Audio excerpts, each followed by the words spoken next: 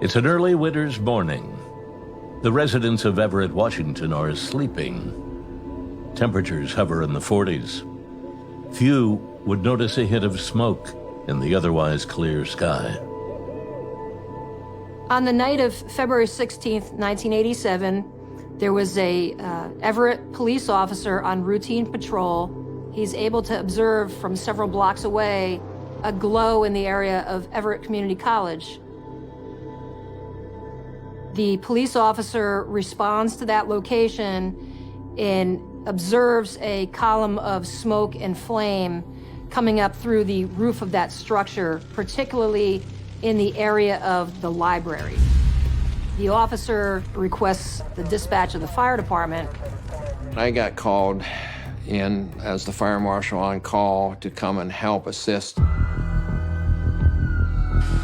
When I got there, the fire was raging. It was an inferno. Basically, it was out of control. When the fire department arrives on scene, they actually make entry into the student union building. I was the first one in, and I could see an open-air atrium, and on the other side of that atrium, there was a lot of fire. So we brought our lines in there and started working on the fire. One of the firefighters who heads in with Sam is 48-year-old Gary Parks, driver of Everett's engine number 2. Gary was my buddy. He was trusted. He was knowledgeable. He always had your back. You could count on Gary. Gary could really do anything. Gary was assigned to the engine company. He stayed with the engine. But this time, evidently, he went in. We had been in there 10, 15 minutes, and I noticed that it was getting a lot more smoky. People die of smoke inhalation all the time. So the crew goes in with Scott air packs on, so they're breathing compressed fresh air, just like what scuba divers do when they're under the water. The packs, though they're rated for 30 minutes, usually in a working fire, we'll go through that in 15 minutes. You go through it very, very fast. I had no idea how long I was in there, but I drew a breath and there was no air in my tank. And I realized this environment is a whole lot worse than I thought. They had a raging fire that all of a sudden was just ballooned on them from where it was to where they are. My first thought that came to me was my 4-month-old son, John. And I thought, he's never gonna know his dad. I remember him calling out for help. I saw a mask come out to my right. I brought it up to my face to take a breath of air, and I remember handing the mask back, and that's when I saw that it was Gary Parks. And at that point, I saw the hose line. I grabbed that hose line because I knew that hose line was my lifeline out of that fire. I had to hold on to that line and to follow it, and I literally held on to that hose line for dear life till I got out of that fire. They're struggling to breathe. It's hard for them to talk. Some of them almost didn't make it out when we're crawling out the door, and they realize someone's missing. Gary was not there. Nearly an hour would pass before firefighters find Gary. He lays motionless on the floor, his helmet to his side. Gary Parks is dead. At his own risk, he selflessly took off his mask and freely offered the very air that was sustaining him in that fire and held it out toward me. That's why Gary is a hero.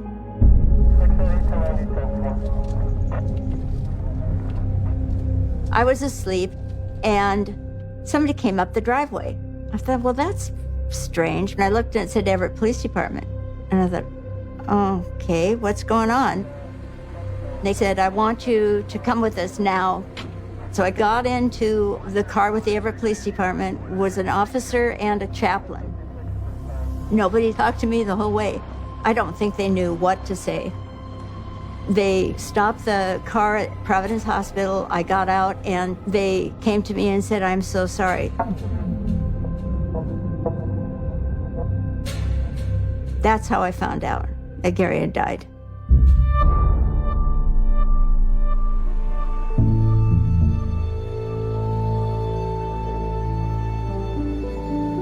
I went to the University of Washington, and when school was out, I took a job with House of Values and walked in the door, and there was Gary Parks. He could tell jokes. They were so funny that he'd keep you laughing. I think that was probably what attracted me the most, is his happiness and being able to make me happy. He asked me to marry him in a bowling alley. He said, if you don't have anything better to do you want to get married? So I said, sure. The newly minted Mr. and Mrs. Parks moved to Lake Stevens outside Everett and begin to raise a family. I would describe my dad as excited about life. He was just a beautiful man inside and out. He was very active and athletic, just full of life. Oh. Wish I could hear his voice. What a good dad. Well, I think maybe his love for sailing was second to his love for fishing. I worked to buy a sailboat. It was called the Catherine. And that was the love for both of us. He wasn't a very good fisherman, but he loved it. My mom used to catch more fish than him, but he loved the Catherine. I can't believe it. Solid oysters over there. Come on. He was probably the funniest person I ever met. He was an affectionate man, too. That's the kind of guy he was. In the growing metropolis of Everett, Gary finally finds his calling. There's some people who are just born to help people, and he felt that would fulfill his whole life dream, becoming a firefighter. Yet after 18 years of service, the flames Gary spent his career valiantly fighting would claim his life. Culturally, firefighters are viewed as heroes. They're the ones that run into burning buildings to save lives. The community lost one of their own, and so it had a huge ripple effect through the city of Everett.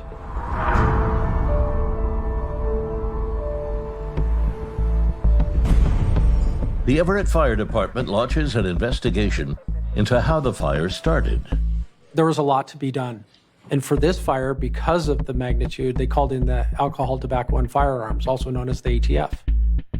So as a fire investigator, we're trained to approach the scene in a neutral manner, and we want to basically have a holistic picture of the damage of the structure.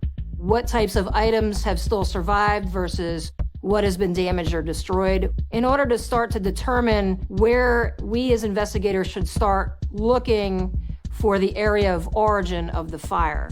It's very critical for us because the cause of that fire will be located within the area of origin.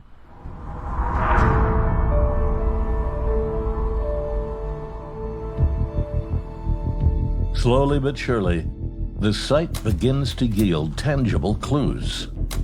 As the investigators were processing the scene, they were able to determine that the fire originated behind the library check-in, check-out area. The investigators found various papers and books and academic materials strewn throughout the floor behind that check-in, check-out area.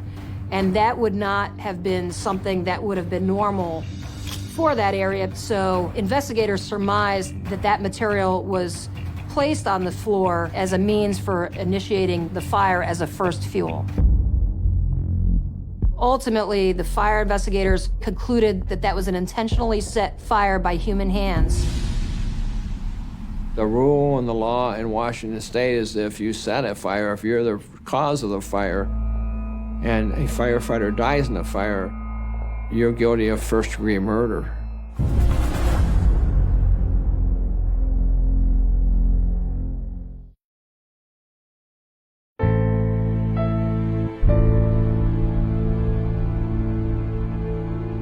Everett Fire Department investigators and the Everett Police Department began to pursue the investigation of who could potentially be the suspects and ultimately who would actually be the criminal that set the fire.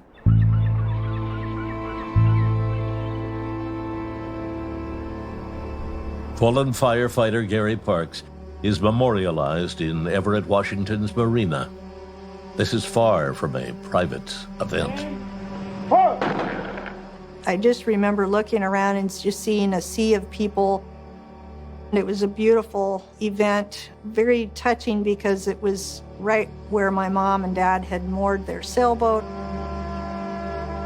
It was a great celebration of his life, but a sad event for his death.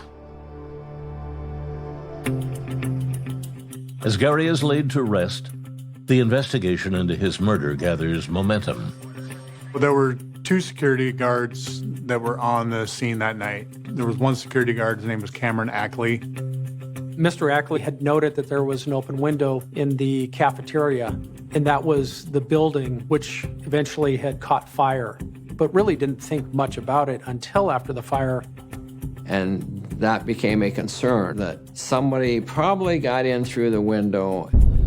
The other security guard that came in at midnight was named Fred Gorham. He was on duty at the guard shack. I heard something. When I got up, it was just like flames were coming out. I ran out here. I looked. I didn't know what to do. I was first thinking about running in there or something, but, then I decided, ran back. I called 911. As the investigators dug into this, they realized that there was no phone record or phone call to the dispatch center or 911. You have an individual who just basically misrepresented himself, didn't tell an accurate story. So he had some explaining to do. Security guards in some areas have been known to set fires before and then discover the fires to be a hero. During questioning, Gorham makes an admission. They were able to determine that he was, in fact, asleep during the morning of the fire. He didn't want to get in trouble for not recognizing that the building was on fire. Their investigation into him was pretty extensive. There was no motive for him, and ultimately we were able to rule him out as a suspect. The case begins to cool until an encouraging new lead offers the Parks family fresh hope.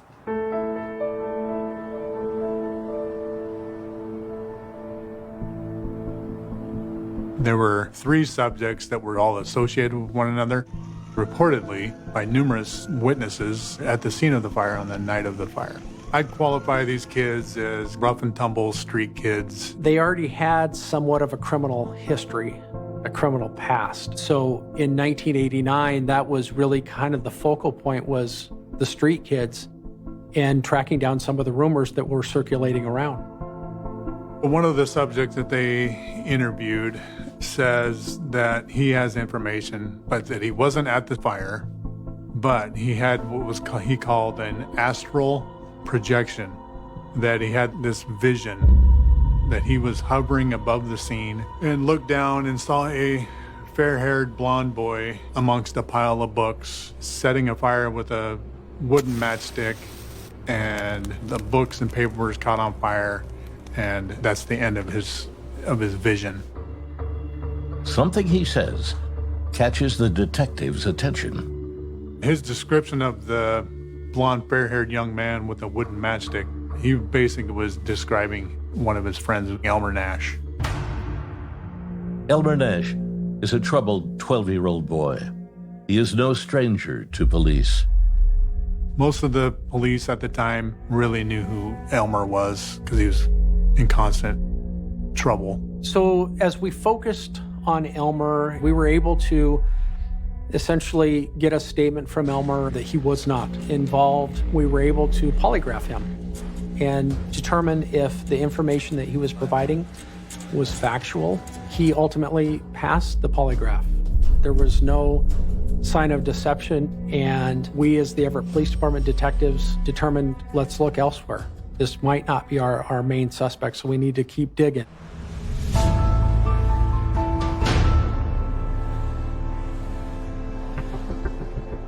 In August of 1992 through February of 1993, there was a large series of fires that were occurring in the Seattle metro areas. Just 28 miles south of Everett, police realize they have a serial arsonist on the loose.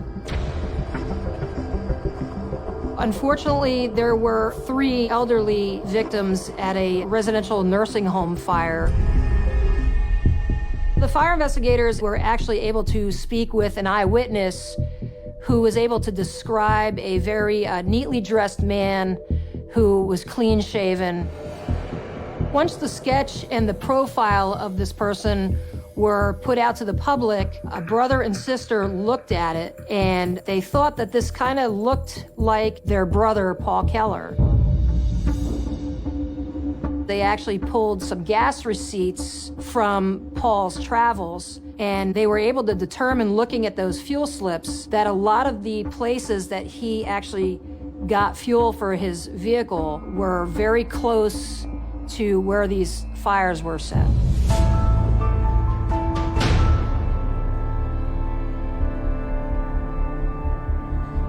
The family notifies the police. Investigators decided to place Paul Keller under arrest and bring him into police custody. They actually set up the room and essentially told Paul that it was over. And he eventually confessed to over 70 of these fires. Gary's family thinks police might also have caught his murderer. I was 100% convinced it was him. Paul Keller was of tremendous interest. Did he start the fire in 1987 that killed firefighter Gary Parks?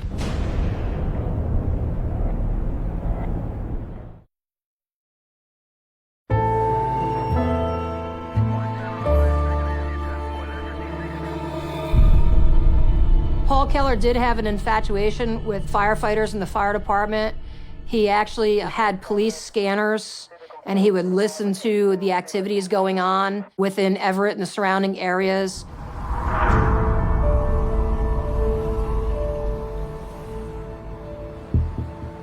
Paul Keller is sentenced to 75 years for the first-degree arson murder of 3 elderly residents at Seattle's Four Freedoms retirement home.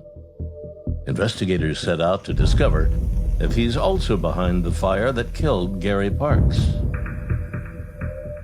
Investigators began to look at Paul Keller as a potential suspect due to the fact that the fire was set by an open flame to available combustibles. Paul Keller initially set these fires as some type of revenge from having a very overly controlling family. He really got excited by seeing the flames, seeing the firefighters responding, watching the fireground activities. Police begin to build a case. They unearth promising leads tying Paul to the college blaze. There were witnesses that said, oh, Paul Keller lived near the Everett Community College fires. Additionally, Paul was said to have been on video the night of the fire, where they had a film crew that was videotaping the fire. And so we needed to try and get that film. Yet the case against Paul Keller begins to show cracks. A lot of Paul Keller's fires were set on the exterior of a structure. The Everett Community College fire was actually set in the library. So the Everett Community College fire was determined not to fit within the general pattern of the fires set by Paul Keller. Investigators shift focus. They look for the video of Keller in the crowd. They also inquire about Paul's address at the time of the fire. Investigators were able to determine through speaking with this landlord that Paul Keller, in fact, did not reside at this residence at the time of the fire. In fact, he had lived there after the fire. Detectives were unable to find any video that had Paul Keller there. There was even one allegation that he was dressed as an ATF agent with a blue hard hat on. That was disproven as well. The investigation really started slowing down. Years pass.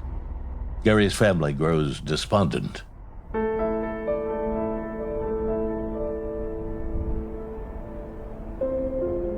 I just kind of gave up, you know. I thought, well, if it's going to get solved, it will, but you give up hope after a while. I'd go into the police department. You know, it was, can you give me some information? Anything. But it was a dead end. Right after the 10-year anniversary, I spoke to one of the investigators and asking how the cold case was doing. And I remember just seeing a 3-ring binder on the table. This is it. This is the evidence. And I thought, are you kidding me right now? Like smoke rising from the library that claimed Gary's life, justice for this fallen hero drifts out of reach, and the case grows cold.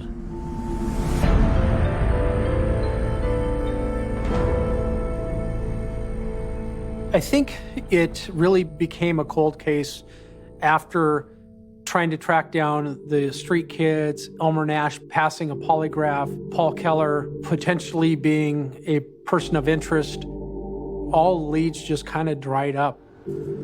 So in 2016, I came into investigations. Detective Atwood and I conversed about the Gary Parks case and really focused, let's close this case out.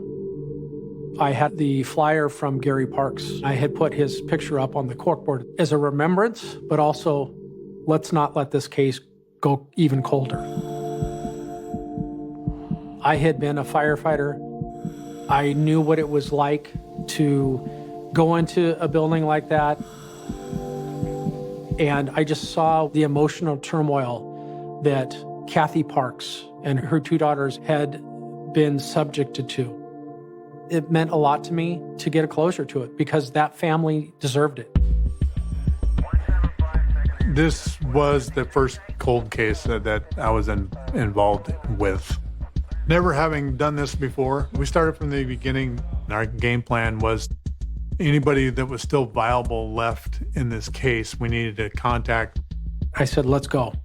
Close this case. Do anything you need to do to be able to professionally get a conviction and find out who really did this. I wanted to interview Paul Keller. I wanted to interview Elmer. Paul Keller actually agreed to speak with me. Keller sticks to his statement that he didn't set the college fire. This is one of the only cases that he didn't confess to and was always adamant that he wasn't involved. Detective Atwood shifts gears to suspect number 2, Elmer Nash.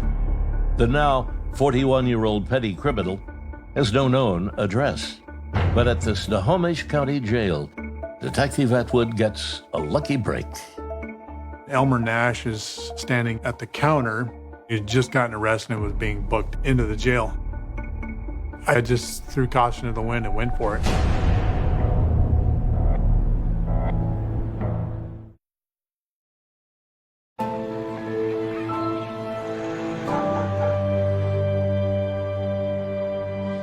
I get a phone call from Detective Atwood at the jail, and he says, Lieutenant, I see Elmer Nash in here. Should I go interview him?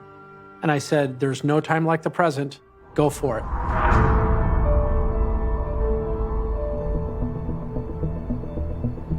So I went up and talked to Elmer and I said, hey, do you mind coming back to the station? I'd love to talk to you about a case that I'm working. And the words came out of his mouth. He goes, oh, is this about the fire at the college? That blew me away a little bit. I said, well, as a matter of fact, it is. And he goes, sure. So tried to interview him. It was not successful. Right in the middle of a sentence, I would look over at him, he'd be sound asleep. And I realized at that point he was probably under the influence of an opiate. And I said, we need to stop. Anything he tells me at this point, I'm not going to be able to use anyways. Detective Atwood will have to wait until Nash is sober to question him. He returns Nash to the jail. Concerned, he's just lost his best shot at solving Gary's murder. Elmer's the type of guy where if you don't stay in contact, he could be gone and you won't see him for a month. I would have to track him, and then wasn't sure if he'd still want to talk by the time he got back out. 2 days later, Went back to jail, recontacted him. He's still willing to talk to me. We had a rapport with one another. We're talking, and Detective Kowalczyk from Everett PD says, we can do a polygraph. Elmer says, yes.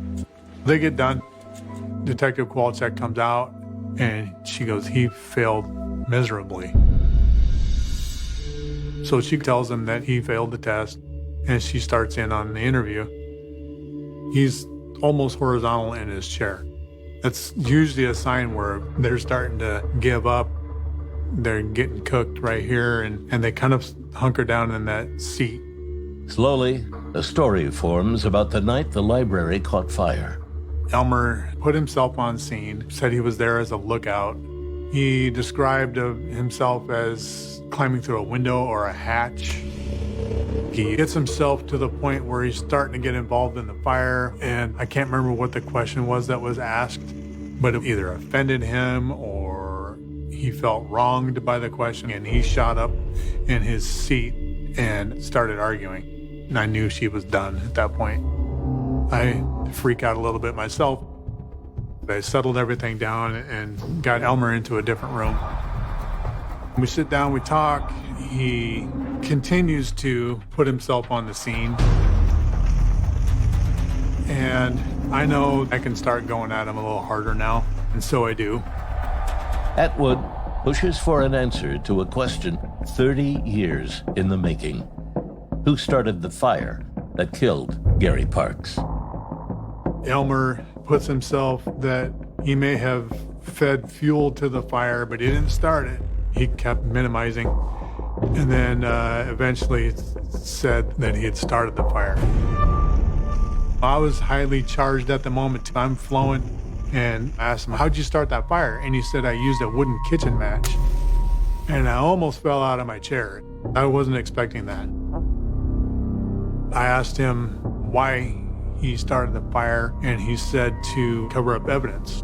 They were in the school trying to steal stuff. Detective Atwood is not done. He wants a full confession. He has a moment of inspiration. Detective Atwood texted me, bring me the picture. On my corkboard in my office was a picture of Gary Parks from the memorial. I immediately walked it up, and I remember the door being slightly ajar with Elmer sitting in there. I reached in and I handed him the picture. I grabbed the photo of Gary Parks and I set it down in front of Elmer, and Elmer broke down. And he literally told me to tell his daughters that I'm sorry. I started the fire, and I didn't mean for anybody to get hurt. I sat there speechless. It was a moment that I'll never forget. I remember feeling this elation that he finally admitted to what had occurred on the morning of February 16th, 1987.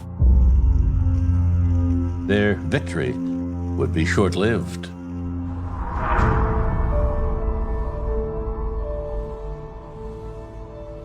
The very next day, I get a message, and as soon as I saw that it was from the jail, I'm like, I know exactly what's about to happen. So I called the sergeant, and he said that Elmer wants to talk to you.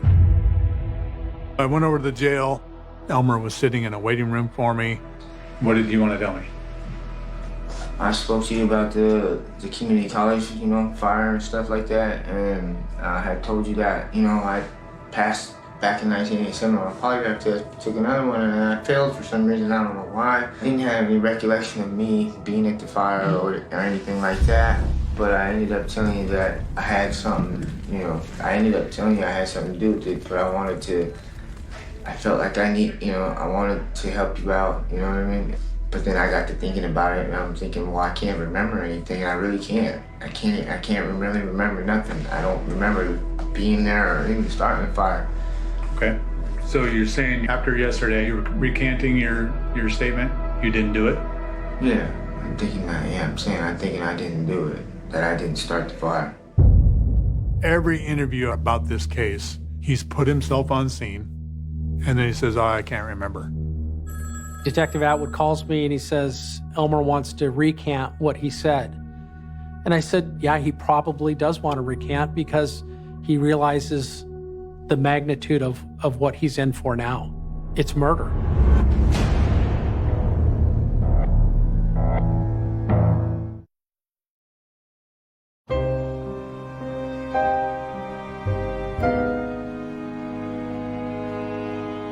I had started reaching out to Kathy Parks after Detective Atwood was able to get the confession from Elmer Nash. And we sat down and we said, we have some good news for you.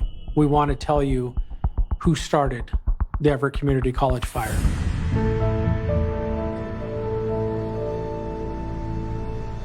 Atwood and Irving got to Mom's house, and we had a very lengthy meeting where the two of them shared the story of the 3 12-year-old boys that lit the fire to cover up a burglary. They knew who it was, but they didn't tell us a name.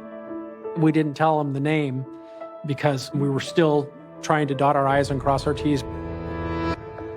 They told me who it was, and it was a shock. Said it was a young person. That was hard to take.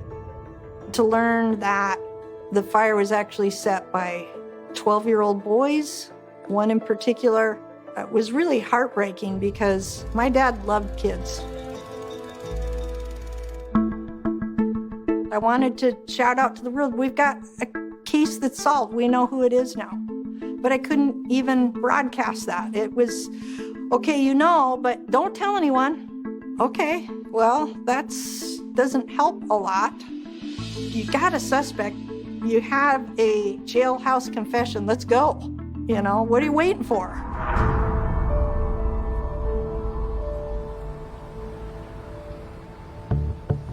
What I had for the case was a whole bunch of witnesses putting Elmer at the scene. I had Elmer's confession of putting himself at the scene. I had photographs of the scene, and I had the initial arson investigation report. We provided information to the prosecutor, and the response back to Detective Atwood was, we'd have to make sure everything was going to, if we went to trial, that it would stand as if it happened today. So there was a tremendous amount of work, and that's ultimately where Detective Atwood was able to get Special Agent Don Dodsworth in and said, can you help me?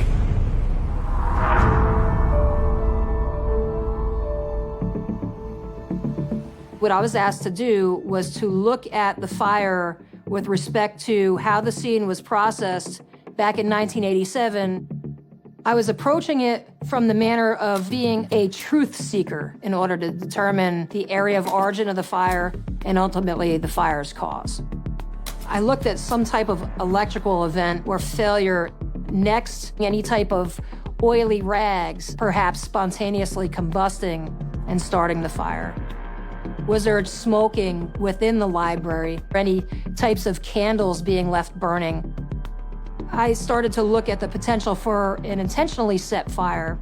The way books and academic materials were strewn throughout the floor within the area of origin, that was not natural. And while I was speaking with the librarians, they advised me that it was cold and nobody would have left a window open. Also looking at the partial confession by Elmer Nash, so the context of everything fit together perfectly, almost like a glove.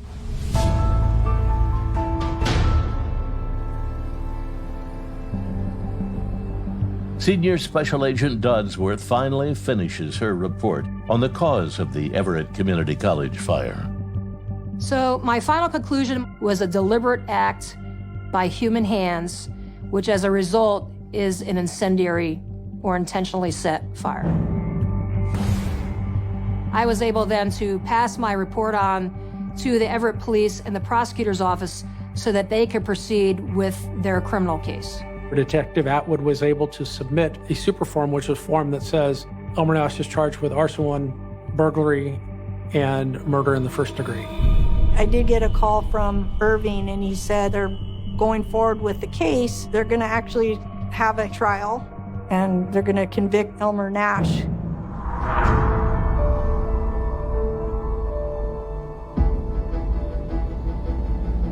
As the prosecutor's office preps for trial, they receive some unexpected news. We find out that Elmer Nash is going to accept the plea agreement, that he is going to go before the judge, and we just couldn't believe it. We're like, oh, this is awesome. Elmer Nash is released on his own recognizance as he awaits sentencing. The plea means Nash will likely serve less than 3 years. Gary's family is in disbelief. What kind of crap is that? I Googled murder one, and the minimum sentence was 10 years. That's the minimum sentence. But this crime was committed when Elmer was 12 years old, so they had to charge him based on his age at the time of the crime.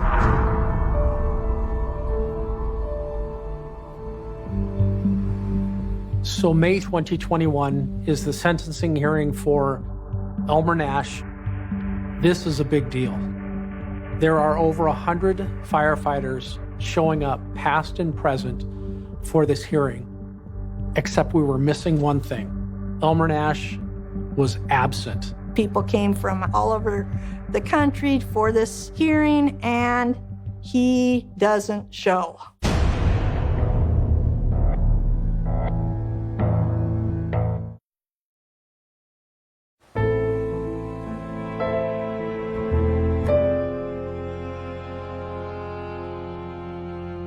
I recall his defense attorney in the hallway, stressed, didn't know where Elmer was. It was 2:30, no sign of him. 3 o'clock, no sign of him. And finally, the judge says, I'm issuing a warrant for Elmer Nash.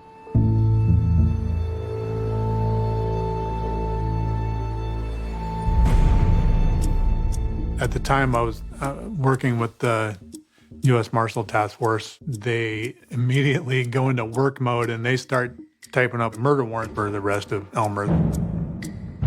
Kathy was upset. I told her, without a doubt, I don't care where he is. He's not far enough away for me to go find him. We started working on it with my U.S. Marshal Task Force team at about 5 in the morning. It was beyond belief that Elmer Nash never showed up for the sentencing. They were calling phone numbers. They were trying to find him. We were hopeful that we were able to find him before the next sentencing hearing, which was scheduled a week later. U.S. Marshals receive a tip. Nash may be hiding out in Kent, Washington. We found him about an hour south of Everett in the back of a motorhome. He looked like he'd been up for a week, and he was out getting high. He felt bad because he had to face us. There will be no release for Nash this time.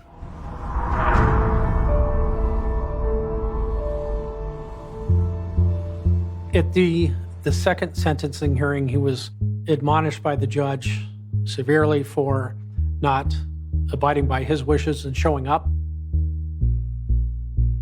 Elmer was up at the podium and just sobbing, telling the family, I'm so sorry. I'm so sorry for what I did. I did not mean to do this. I'm so sorry for the loss of your husband, the loss of your father. We saw this grown man that was as if he was 12 years old trying to apologize to everybody in the courtroom. It was about as real as you can get. It was tough to watch. Aaron, Jen, Kathy had the opportunity to read a letter to the court, and they asked for exceptional sentencing. The judge went through a litany of concerns that he had with Elmer. The plea agreement was for 2.5 years. He got 10 years for the crime he committed. He killed my dad. I was glad he got 10 years. I think by screwing up, he did us a favor. Elmer took a hit for what he did. I honestly don't think that Elmer was alone that night, but I think he's a loyal guy, but he also took the hit for what he had done. Across the courtroom, Kathy spots a woman sitting alone. It is Elmer Nash's mom. I just got overwhelmed with a feeling that I had to touch her. I just had to go see her. She had a real struggle in life, nor the sympathy or the help she needed. I'm so mad at him for putting her through that. It was a 10-minute hug at least, and we just melted into each other. It was wonderful. I pray for her, I love her. That's maybe where my forgiveness is. I hope that everyone remembers that Gary was a wonderful father, a wonderful loving husband, a very good supporting friend. It's a big loss to lose somebody as devoted to his family and devoted to his community. It's a big loss. The college has done a remarkable job of remembering my dad. Everything from naming a beautiful building after him to commissioning that beautiful sculpture with the helmet and the jacket. I've also helped keep his memory alive by helping spearhead the scholarship that supports people that are interested in getting into fire science in my dad's name. He touched so many lives. My dad was a hero. He still is a hero.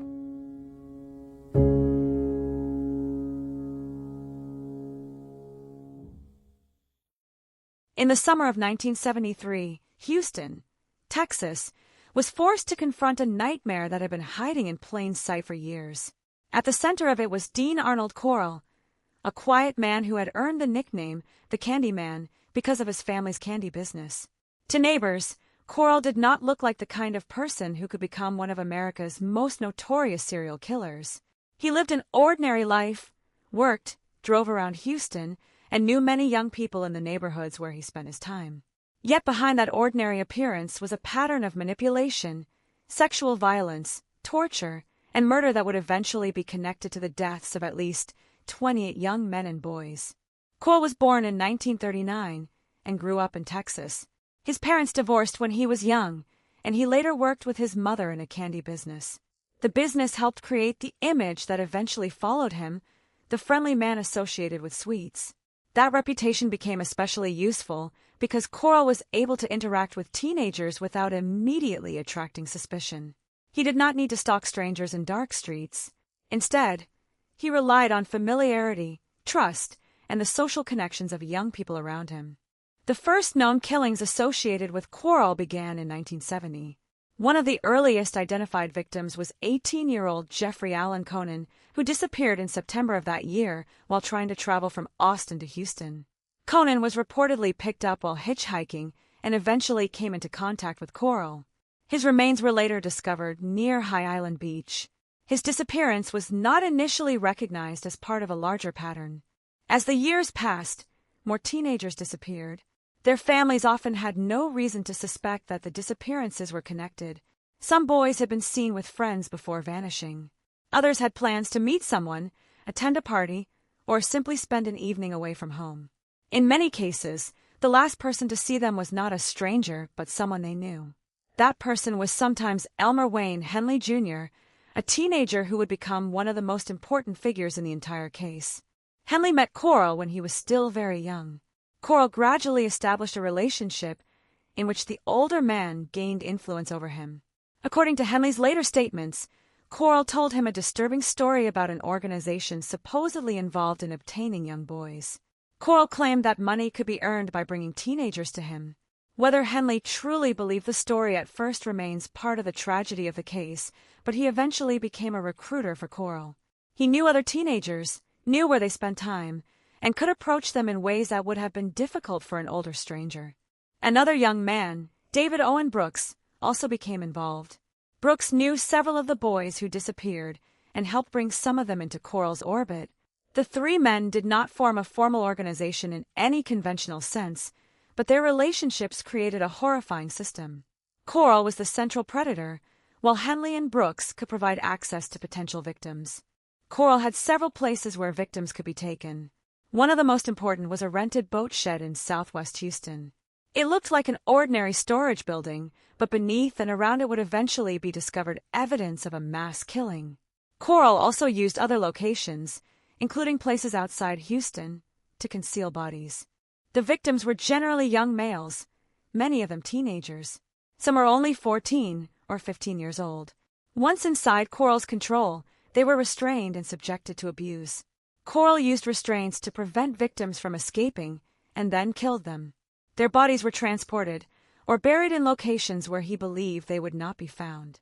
By 1973, however, the situation was about to change. The person who would ultimately expose Coral was not a detective, forensic scientist, or journalist. It was Henley himself. On August 8, 1973, Henley brought a teenage boy named Timothy Curley and a young woman to Coral's house. What happened there became the turning point. Henley realized that Coral intended to harm them. An argument followed, and the situation escalated rapidly. Henley had a gun. In the middle of the confrontation, he shot Coral several times. Coral died at the scene. Henley then contacted the authorities and told them what had happened. At first, the information sounded almost unbelievable. Police had a dead man, a teenage witness, and an extraordinary story about missing boys. But Henley did not stop with his confession. He began telling investigators about the places where Coral had buried victims. He directed police toward the boat shed. Investigators began digging beneath the property, expecting perhaps to find one body. Instead, they uncovered another and then another. The discoveries continued. 17 bodies would ultimately be recovered from that location. The scale of the crime became clear with horrifying speed. What had appeared to be the killing of one man was actually the end of a much larger story. Investigators then searched other locations identified through Henley's information. Additional remains were found near Lake Sam Rayburn in East Texas and at High Island Beach. In total, 27 bodies were recovered during the initial searches in August 1973.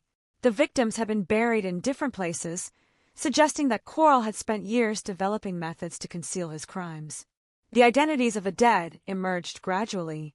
Families who had spent months or years wondering where their sons had gone finally received answers, although those answers were devastating. Some families learned that a teenager they had believed might still be alive had been murdered years earlier.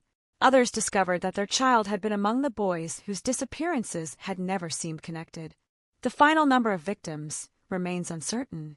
At least 28 or 29 young men and boys have been associated with Coral's killing spree, depending on how individual cases are counted. Some victims were identified through physical evidence and confessions, while others remained missing. Because Coral was killed before investigators could interrogate him, he never revealed the full extent of his crimes. That uncertainty has continued to haunt the case for decades. The role of Henley and Brooks also created difficult questions about responsibility. Both were teenagers when they became involved with Coral, but their participation went beyond simply knowing him. They helped connect him with victims. At the same time, Henley eventually killed Coral and led police to the graves. The courts would ultimately treat the two young men as participants in the murders, and both received severe prison sentences. The investigation also exposed how fear can remain invisible when a community does not know what it is looking at. Parents knew their children were disappearing, but each disappearance seemed to have its own explanation. Friends sometimes assumed someone had left town. Investigators lacked tools that might connect separate cases quickly. Coral benefited from that uncertainty, and families paid the price. The discovery of the bodies transformed the investigation into one of the largest murder investigations Texas had ever seen. It also changed how Americans understood the threat posed by serial killers. The case demonstrated that a killer could operate for years without being identified, could use other people to reach victims, and could hide evidence in locations that seemed unremarkable. Yet the story of Dean Coral is ultimately not about the killer. It is about the young people whose lives were cut short and the families who were left searching for answers. Many of the victims were teenagers who should have been worrying about school, friends, work, and the ordinary problems of growing up. Instead, they became names in one of the darkest criminal investigations in Texas history. The chain of murders ended only because Henley finally turned against Coral. Had that confrontation not happened on August 8, 1973, the killings might have continued. Coral died without explaining how many people he had killed or where every victim had been taken. Investigators recovered 27 bodies, but the possibility of additional victims could never be completely eliminated.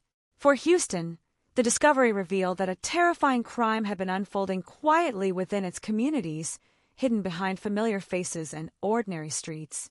The discovery of the bodies beneath the Houston boat shed was only the beginning of the darkest chapter in the Dean Coral investigation. For the families of the missing boys, the news brought a terrible mixture of hope and despair. For investigators, it created a race against time. Coral was dead, the evidence was scattered across several locations, and the two young men who had helped him were now providing information that had to be examined carefully. Every statement could reveal another victim, another burial site, or another detail about how the murders had remained hidden for so long. As investigators questioned Elmer Wayne Henley Jr. and David Owen Brooks, a disturbing picture emerged. Coral had not simply attacked people at random. He had developed a method for gaining control over young victims, and his relationship with the two teenagers allowed him to reach people he might otherwise never have encountered. Henley and Brooks knew boys from their neighborhoods, schools, and social circles.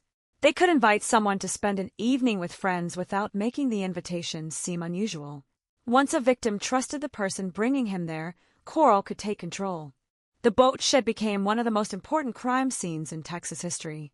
Investigators had to work carefully because the remains had been buried over different periods of time. Some victims had been underground for years, while others had been buried more recently.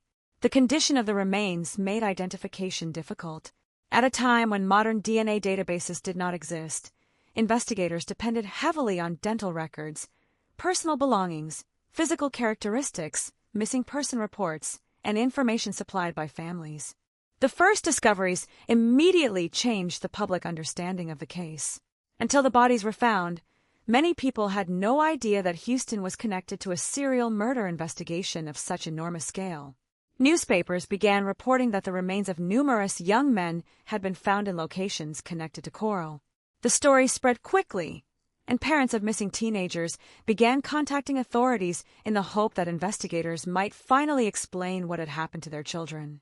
One of the most disturbing aspects of the investigation was the age of many victims. They were not hardened criminals or people living completely outside the community. Many were ordinary teenagers. Some had jobs. Some had friends who remembered seeing them shortly before they disappeared. Some came from families who had spent months waiting for a phone call that never came. The discovery of their remains transformed those unanswered questions into a painful certainty. Investigators eventually learned that Coral had used more than one burial location. The boat shed was only part of the story. Search teams traveled to areas around Lake Sam Rayburn and High Island Beach, where additional remains were discovered.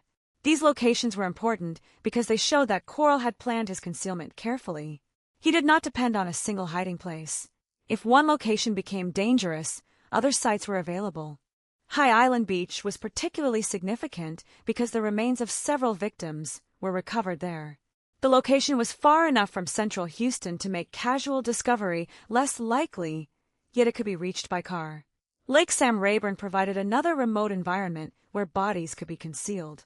Each site added another piece to the timeline and helped investigators understand the scale of Coral's activities. The investigation also raised questions about how long the murders had been occurring. The earliest known victims disappeared in 1970, meaning the killing continued for several years before Coral was stopped. During that period, police had received reports of missing teenagers, but there was no obvious connection between every case. Different jurisdictions handled different disappearances, families supplied different information, and some missing teenagers were initially believed to have left voluntarily. This was one of the weaknesses that allowed the murders to continue. In the early 1970s, law enforcement did not have today's computerized systems for instantly comparing missing person reports across agencies. There were no national DNA databases that could connect biological evidence from separate crime scenes. Investigators had to rely on telephone calls, paper records, photographs, interviews, and personal knowledge. A missing teenager could therefore disappear from one investigation without immediately becoming part of another. The social circumstances of some victims created another obstacle. Teenagers sometimes left home after arguments with parents or because they wanted independence. If a young person had a history of staying away overnight, investigators might not immediately assume that a violent crime had occurred. Coral benefited from this uncertainty. His victims could disappear into a system that was not prepared to recognize a pattern. After Coral's death, Henley's statements became central to reconstructing that pattern. His information helped investigators identify locations and connect individual victims to Coral. Yet Henley's credibility had to be considered carefully because he was not an innocent bystander. He had participated in bringing young people to Coral and was himself implicated in the crimes. Investigators, therefore, had to compare his statements with physical evidence and independent information. Brooks presented another complicated picture.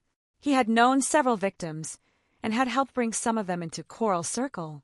His involvement demonstrated how Coral's influence extended beyond his own actions. The case was not simply about a solitary predator hiding from police. It involved relationships, manipulation, loyalty, fear, and the ability of one adult to influence teenagers. The public reaction was enormous. Houston residents wondered whether someone they knew might have been connected to the murders. Parents became more fearful of allowing their children to accept rides or invitations from acquaintances. The discovery of so many bodies in ordinary parts of Texas created a new sense of vulnerability. The killer had not been hiding in some distant wilderness. He had lived and worked within a community. For the families, however, publicity could not repair what had happened. Identification sometimes took time, and each confirmation brought another painful moment. A family that had spent years hoping for a missing son had to face the fact that he had been murdered. In some cases, relatives had already endured rumors and uncertainty. The investigation finally gave them answers, but the answers were devastating. The case also demonstrated the limitations of forensic science in that era. Investigators could examine remains and physical evidence, but they lacked many of the technologies that would later become standard. Modern DNA testing might have connected victims, suspects, and crime scenes much more quickly. Genetic genealogy, computerized databases, advanced imaging, and digital records did not exist. As a result, investigators depended heavily on traditional detective work. Another unanswered question concerned the true number of victims. 27 bodies were recovered during the initial searches, but the investigation suggested that the known deaths might not represent the complete story. Some young men remained missing. Because Coral could not be questioned after his death, investigators could never ask him directly about every person he had encountered. Henley and Brooks could provide information, but neither could guarantee that they knew everything Coral had done.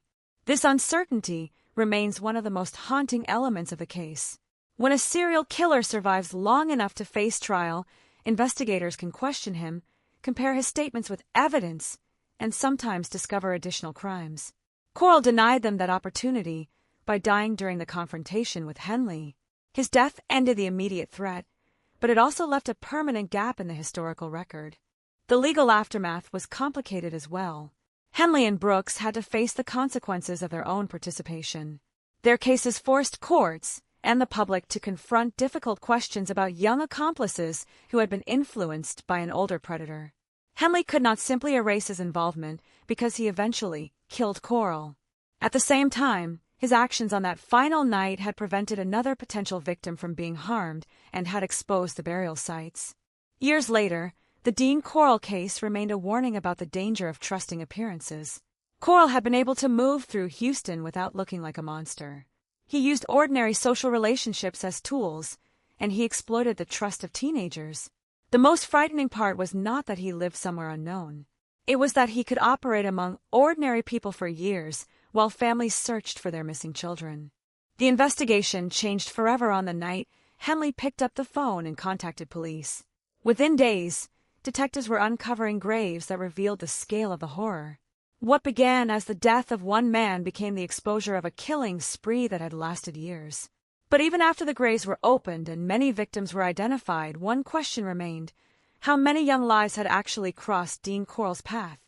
That question is why the case has never completely disappeared from American criminal history. The evidence established a horrifying pattern, but the missing pieces ensured that uncertainty would remain. The victims could be counted only as far as the investigation could prove. The dead could be named only when evidence allowed identification. And the full story of Coral's crimes could never be recovered because the man at the center of it was already dead.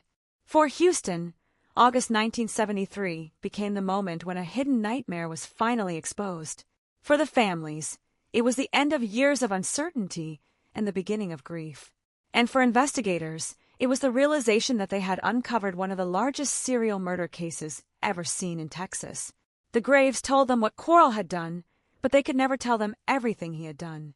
That silence would remain one of the darkest parts of the case. The deeper investigators went into the Dean Quarles case, the more disturbing the story became.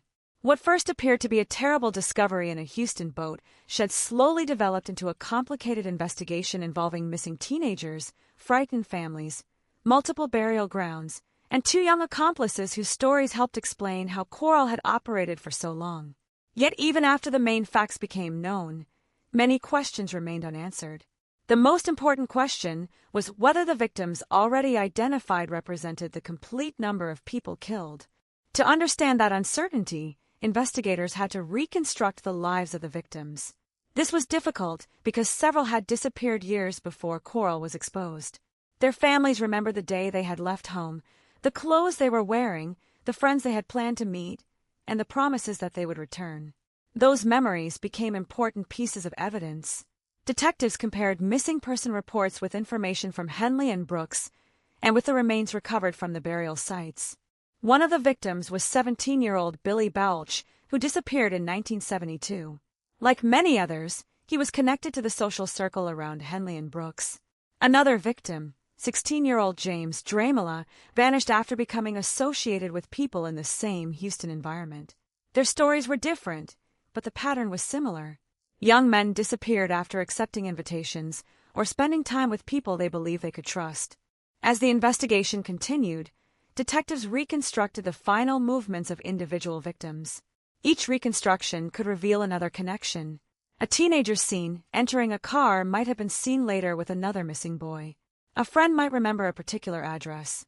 A family might remember a phone call that suddenly stopped. These fragments, gathered together, allowed investigators to create a timeline stretching back several years. The timeline showed that Quarles had been able to continue despite the growing number of missing young men.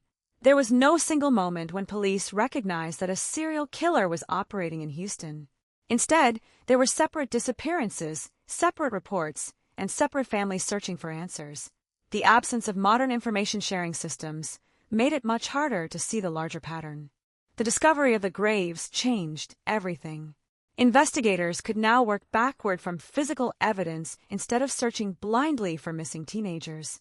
But identifying the remains was still difficult. Some bodies had been buried for years, and forensic technology was far less advanced than it is today. Investigators used dental records, photographs, clothing, personal objects, and family information to determine who the victims were. For relatives, identification could be emotionally devastating. A family that had imagined a missing son might still be alive suddenly learned that he had been murdered. Some families had spent years wondering whether their child had simply run away. Others had continued hoping that a phone call might come. The investigation gave them answers, but those answers could never restore what had been lost. The burial sites also revealed something about Quarles' behavior. He did not rely on one location. Bodies were found in the Houston boat shed and in remote areas outside the city. This suggested that he understood the danger of leaving remains in one place. The use of different locations also meant that the crimes were geographically spread across Texas, making connections more difficult. The boat shed itself became a symbol of the case. From the outside, it was simply a rented structure. Inside and beneath it, investigators discovered evidence of years of violence. The contrast between the ordinary appearance of the building and what had happened there became one of the most haunting aspects of the investigation. Another disturbing feature was the way Quarles' victims were restrained. Investigators found evidence that he used methods intended to prevent escape. This meant that once a victim was brought under his control, survival depended heavily on circumstances outside the victim's control. The brutality of the crimes was therefore combined with deliberate preparation. Because Quarles died before investigators could question him, they never obtained a complete explanation of his motives. They could examine his actions, question his associates, and study the evidence, but the central figure in the investigation could never be placed on the witness stand. His death, therefore, created a permanent mystery around the case.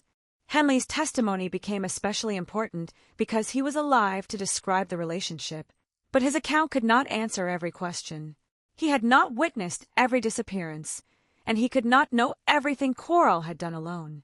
Investigators, therefore, had to separate what could be independently confirmed from what remained an allegation. The possibility of additional victims has continued to attract attention. Several missing young men have been discussed over the years in connection with Coral, but not every suspected case can be proved. Without remains, reliable records, or other evidence, investigators cannot simply add a missing person to the victim list. This distinction matters because the known number is already horrifying, while speculation can easily become confused with fact. The legal proceedings that followed also reveal the complicated relationship between victimization and criminal responsibility. Henley was a teenager when Coral brought him into the operation. Yet he eventually participated in actions that contributed to the deaths of other teenagers. His youth and manipulation were relevant to understanding his behavior, but they did not erase the harm caused by his actions. The courts ultimately imposed severe punishment. Brooks also received a life sentence. His involvement showed that the case could not be understood solely as the story of one dangerous adult. Coral was the central figure, but the network around him helped create opportunities for the murders. Without the access provided by people who knew the victims, some of the crimes might have been more difficult to carry out. The case also changed public awareness of missing teenagers. Families became more aware of the possibility that a missing child might be the victim of a violent crime rather than simply someone who had chosen to leave. Law enforcement agencies gained another tragic example of why missing person cases needed to be taken seriously and why information from separate disappearances had to be compared. Decades later, the Dean Coral murders remained a reminder of the limitations of investigations conducted before modern forensic technology. DNA testing, digital databases, surveillance cameras, and computerized missing person systems could have transformed parts of the investigation. But those tools did not exist when the murders occurred. Detectives had to rely on interviews, physical searches, records, and the memories of witnesses. The most unsettling question, therefore, remains unanswered. Did investigators discover every victim? Perhaps they did. Perhaps they did not. Coral could not provide the answer. The known evidence establishes a horrifying number of deaths, but the possibility of unidentified victims remains part of the case's history. What is certain is that the murders ended only after Coral's confrontation with Henley. In a strange and tragic reversal, a teenager who had helped Coral find victims became the person who stopped him and exposed the graves. Without that confrontation, the investigation might have taken much longer to begin, and additional lives might have been lost. The final legacy of the case belongs not to Coral but to the victims. Their names were once connected to disappearance reports, unanswered questions, and missing person posters. After the discovery of the graves, investigators worked to restore their identities and return their stories to their families. Each victim had a life before becoming part of a criminal investigation, and remembering that fact is essential when discussing the case.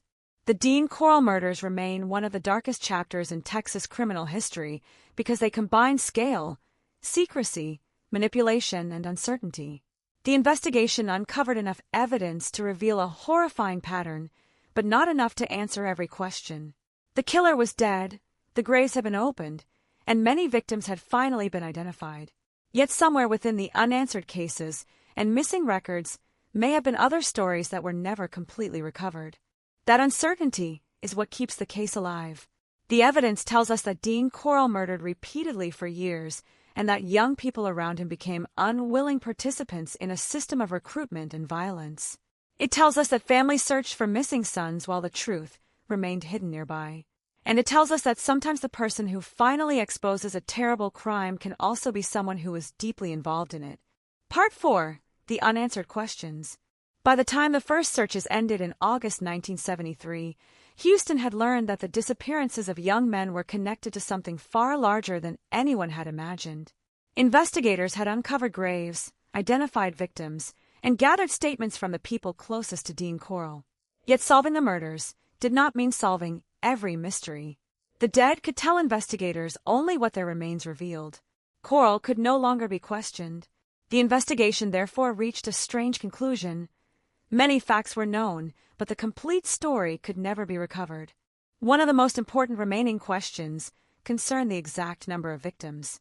27 bodies were recovered from 3 major locations during the initial searches. Other victims were connected to Coral through testimony, missing person records, and additional evidence. Depending on how individual cases are counted, the accepted total is generally described as at least 28 or 29 victims. But investigators could never prove that this was the final number. That uncertainty has remained for decades. Coral had no opportunity to confess to crimes that investigators had not yet discovered. Henley and Brooks knew many details, but neither possessed a complete record of Coral's activities. They could describe people they had encountered, places they remembered, and events they had witnessed, but there could have been victims whom neither accomplice knew about.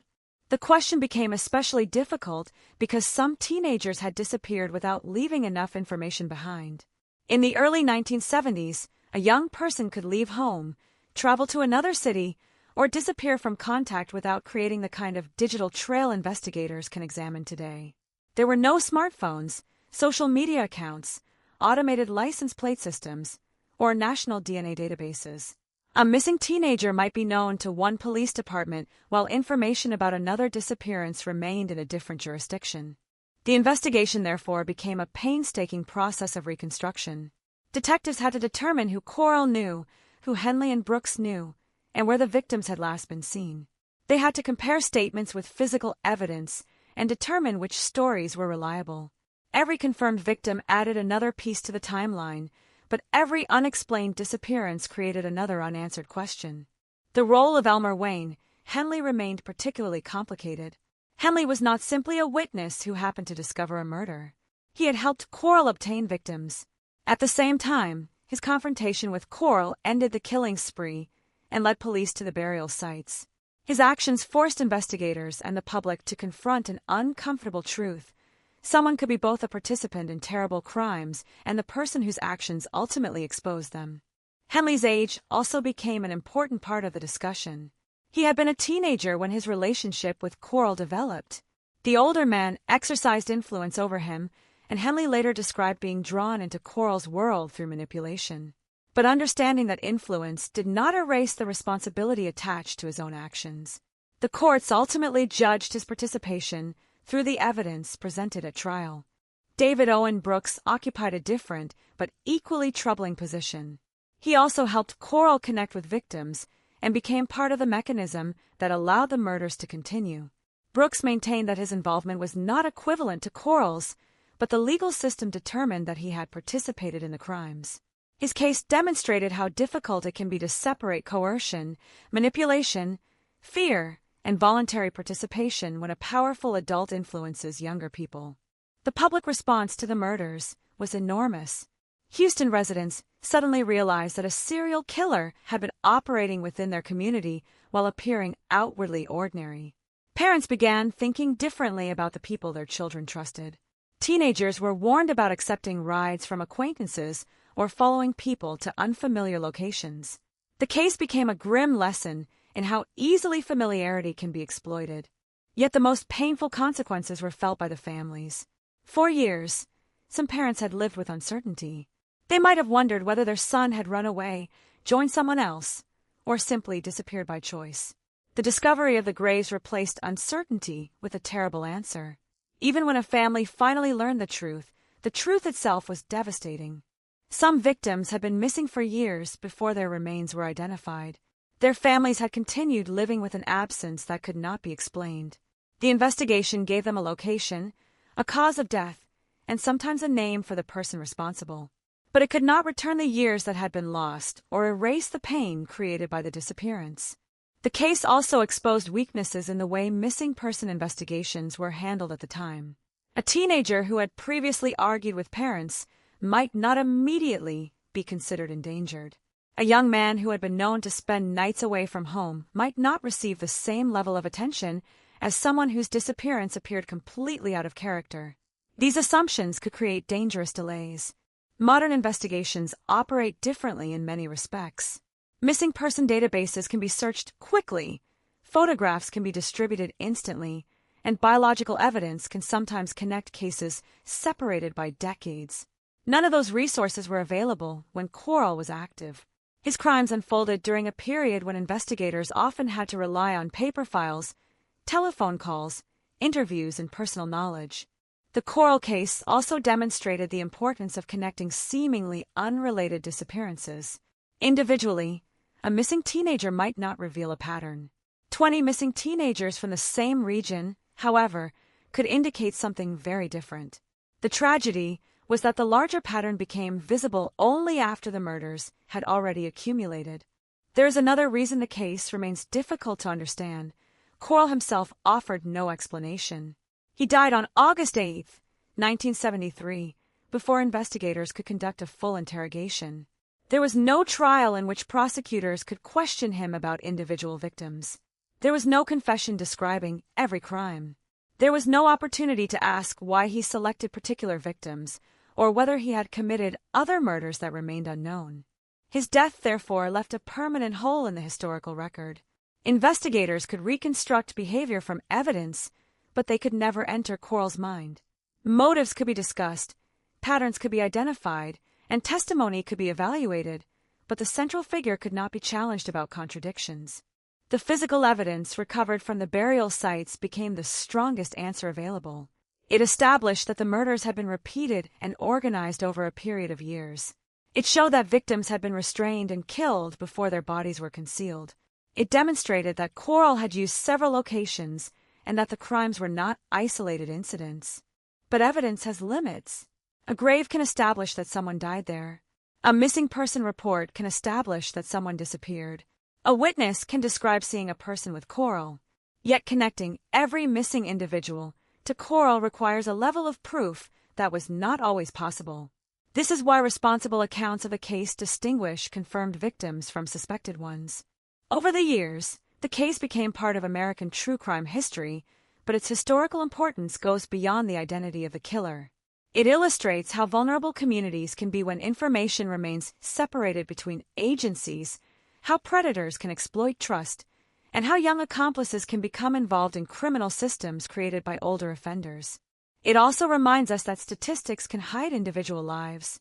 Saying that Coral killed dozens of young men is horrifying, but each number represented a person with parents, siblings, friends, hopes, and plans. Some victims were students. Some worked. Some were simply teenagers looking for a place to spend an evening. Their lives were much larger than the circumstances of their deaths. The final chapter of the investigation, therefore, cannot be reduced to a simple question of who was guilty. It is also about what remained unknown. How many victims were never recovered? Were there disappearances that investigators never connected to Coral? Did other people encounter him and survive without realizing how dangerous he was? These questions have been asked repeatedly, but definitive answers remain unavailable. What can be said with certainty is that the murders ended with Coral's death and that his burial grounds exposed a crime of extraordinary scale. Henley's decision to confront him changed everything. Without that confrontation, the boat shed might have remained an ordinary building, the graves might have remained hidden, and the missing teenagers might have remained mysteries. The legacy of the case is therefore both horrifying and cautionary. It shows how years of violence can remain concealed behind routines, how manipulation can turn young people into instruments of a predator, and how difficult it can be to reconstruct the truth after the central offender is gone. For the families, however, the story was never about a notorious killer. It was about sons who never came home. The discovery of their remains brought unbearable grief, but it also ended years of uncertainty. Their identities could be spoken again, their families could mourn them, and investigators could finally acknowledge fully what had happened. More than 50 years later, the Dean Coral murders remain one of Texas's darkest criminal cases. The evidence reveals a pattern of calculated violence, but some questions will probably never be answered. The victims who were found can be remembered. The victims, who may never have been identified, can only be acknowledged as part of the uncertainty surrounding the case. And Dean Coral, the man at its center, left behind no explanation. That silence is the enduring mystery. The graves answered questions, but not every question. They showed where some victims were buried, but not everyone who may have been lost. They reveal the scale of the crimes, but not their full extent. And because Coral died before investigators could confront him with the evidence, the truth disappeared with him. Part 5 the legacy of the Houston mass murders. More than half a century after Dean Corll was killed, the Houston mass murders remain one of the most disturbing criminal cases in Texas history. The passage of time has not made the story easier to understand. Instead, it has created a strange distance between the ordinary world in which the victims lived and the horrifying circumstances that ended their lives. Today, the case is remembered because of its enormous scale, but the real significance lies in the way the murders exposed weaknesses in investigations, the vulnerability of young people, and the devastating consequences suffered by families who waited years for answers. When investigators finished the first searches in August 1973, Houston was left with an extraordinary problem.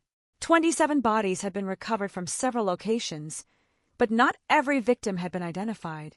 Detectives had to determine who the young men were, when they had disappeared, how they were connected to Corll, and whether other missing people might also belong to the same series of crimes. Every answer created another question. The investigation was complicated by the condition of the remains. Some victims had been buried for years, and identification technology was limited. Investigators could not simply collect DNA and compare it against a national database.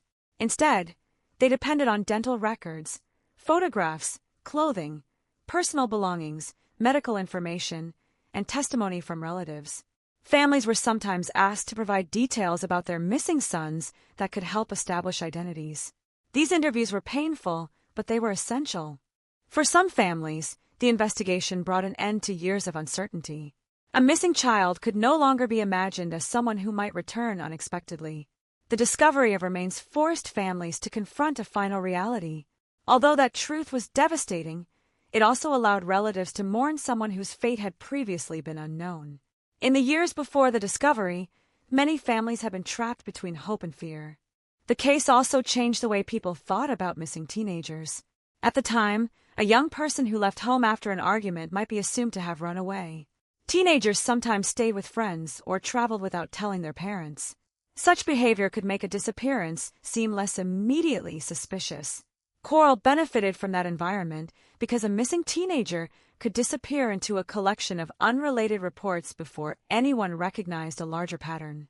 Modern technology has changed this dramatically. Today, investigators can compare missing person records across jurisdictions, examine phone records, analyze digital communications, review surveillance footage, and use sophisticated forensic databases. None of these resources existed during Corll's killing spree. Detectives were forced to reconstruct events through interviews and physical searches. The case, therefore, became an example of how the absence of information can protect a predator. Another lasting lesson concerns trust. Corll did not need to approach every victim as a complete stranger. He relied heavily on connections created through Henley and Brooks. A teenager who arrived with someone he knew was less likely to suspect immediate danger. This allowed Corll to turn ordinary social relationships into a mechanism for finding victims. The strategy was simple but devastatingly effective. The role of Henley has remained controversial for precisely this reason. He was young, influenced by Corll, and involved in the recruitment of victims. Yet he also became the person who stopped Corll and revealed the burial sites. His story demonstrates that criminal cases do not always fit simple categories of hero and villain. A person can participate in terrible actions and later make a decision that prevents further harm. That contradiction does not erase earlier responsibility, but it does make the historical record more complicated. Brooks also remained an important part of the case because his relationship with Corll showed how the killer built a network around himself. Corll was the central figure, but his ability to reach victims was strengthened by people who knew the teenagers personally. The case therefore became an example of how manipulation can extend beyond the immediate victim and involve other young people. The legal consequences were severe. Henley eventually received multiple life sentences, while Brooks was sentenced to life imprisonment. Their cases continued long after Corll's death. Because Corll could not stand trial, the judicial system focused on the surviving participants and the crimes that could be proven against them. Their prosecutions also forced courts to consider the difficult question of how much responsibility should be assigned to young accomplices influenced by an older offender. For decades, researchers and investigators have also wondered whether the known victim count represents the complete number. At least 28 or 29 victims are commonly associated with Corll, while 27 bodies were recovered during the initial searches. The difference illustrates why the exact total remains difficult to establish. Some cases are strongly supported by evidence, while others remain uncertain. The possibility of additional victims cannot simply be dismissed, but neither can every unexplained disappearance be attributed to Coral. Responsible investigators must distinguish between documented evidence and speculation. A person's disappearance may have many possible explanations, and without physical evidence, reliable testimony, or a clear connection to Coral, the case cannot be considered solved. This distinction is important because the known crimes are already extraordinary without adding unproven numbers. The passage of time has also affected the memories surrounding the case. Witnesses age, documents disappear, buildings are demolished, and locations change. The Houston of the early 1970s no longer looks exactly as it did when Coral was alive. Some places associated with the investigation have been altered or replaced.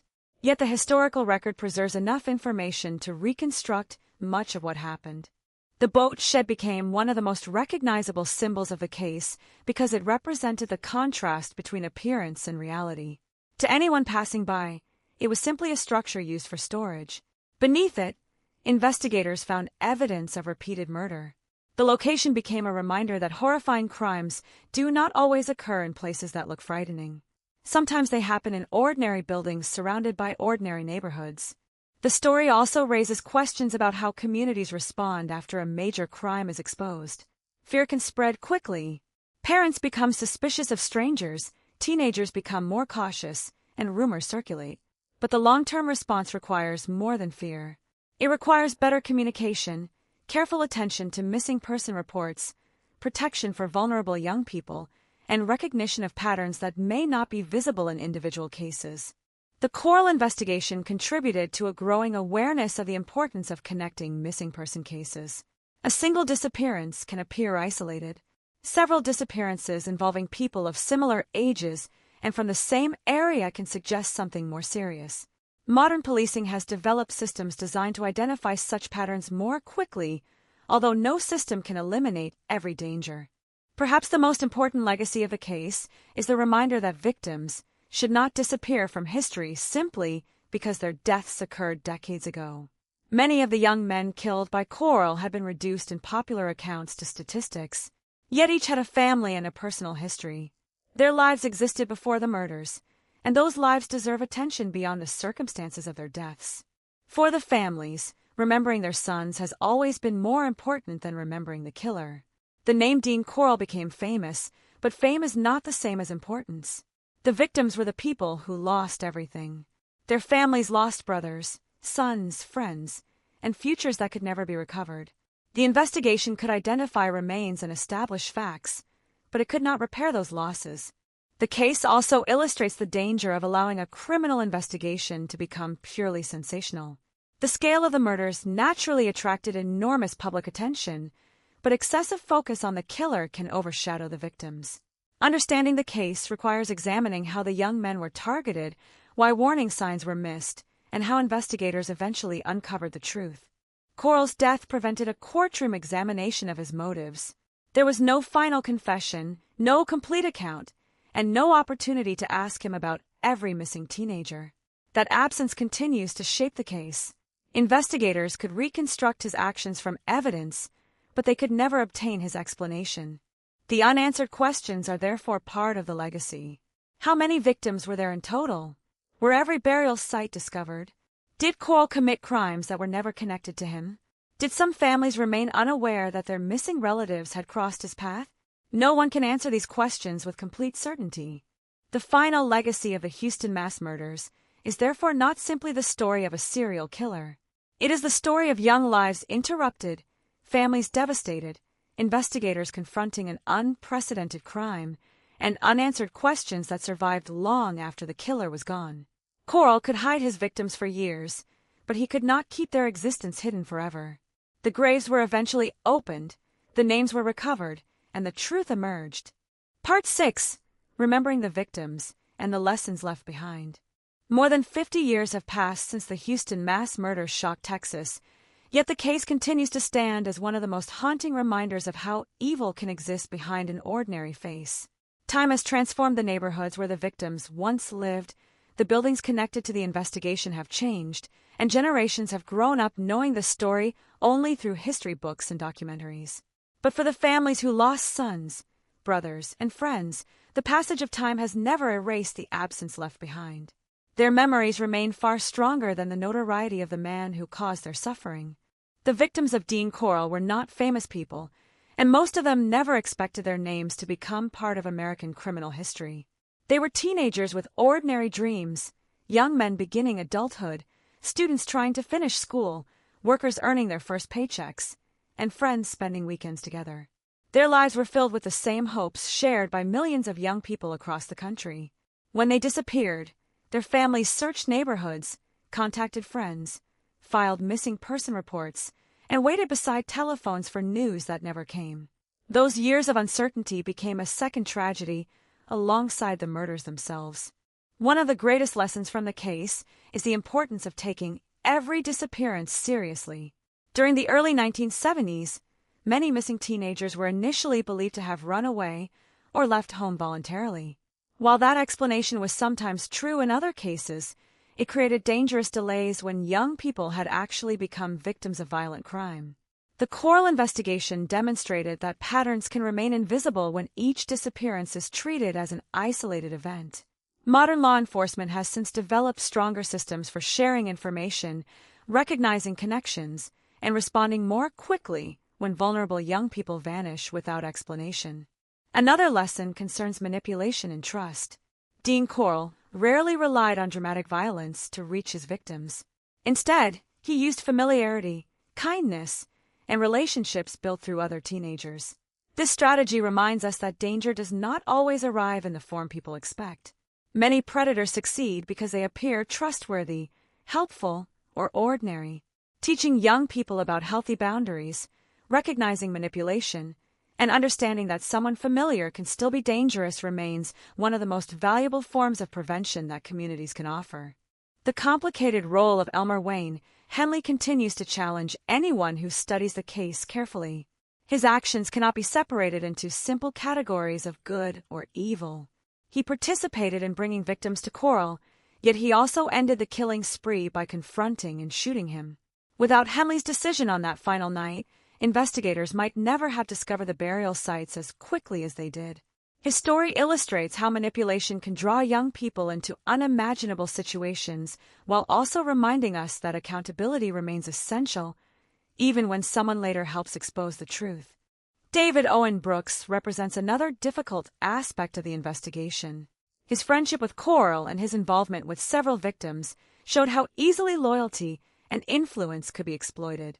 Brooks was not the architect of the murders, but his participation contributed to the suffering of many families. The legal consequences that followed reflected the belief that assisting a predator carries enormous responsibility, even when the individual involved is younger than the principal offender. The case, therefore, became an important example of how criminal networks can grow through relationships rather than formal organizations.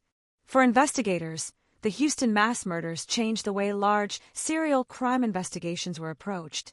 Detectives learned the value of comparing missing person reports across jurisdictions, preserving physical evidence carefully, and documenting every possible connection between victims. Although forensic science was limited at the time, the investigation showed how determined detective work could still uncover extraordinary truths. Many practices that later became standard in homicide investigations were strengthened by lessons learned from difficult cases like this one, where patience and persistence proved just as important as technology. The families of the victims carried burdens that extended far beyond the investigation itself. Some parents spent years wondering whether their sons were alive somewhere, choosing to believe hopeful possibilities because the alternative was too painful to accept. Others blamed themselves for allowing a teenager to leave home on an ordinary afternoon that became the final day they were ever seen. Grief became intertwined with unanswered questions, and even after remains were identified, many relatives continued searching for emotional closure that could never fully arrive. Justice can punish offenders, but it cannot restore stolen futures. As decades passed, historians and researchers revisited the case not to glorify the killer but to recover the humanity of the victims. Every photograph of a smiling teenager, every school record, every family memory helped transform anonymous statistics into real people again. This shift in perspective became increasingly important because sensational crime stories often focus too heavily on offenders while forgetting those who suffered. Remembering the victims as individuals rather than numbers restores dignity to lives interrupted before adulthood had truly begun. The possibility that additional victims may never be identified remains one of the most unsettling elements of the case. Because Dean Corll died before investigators could question him, some mysteries disappeared with him forever. There may be disappearances that can never be connected with certainty, burial sites that were never discovered, or families who never learned exactly what happened to someone they loved. Responsible history accepts this uncertainty instead of replacing it with speculation. The known evidence is horrifying enough without inventing conclusions that cannot be proven through careful investigation.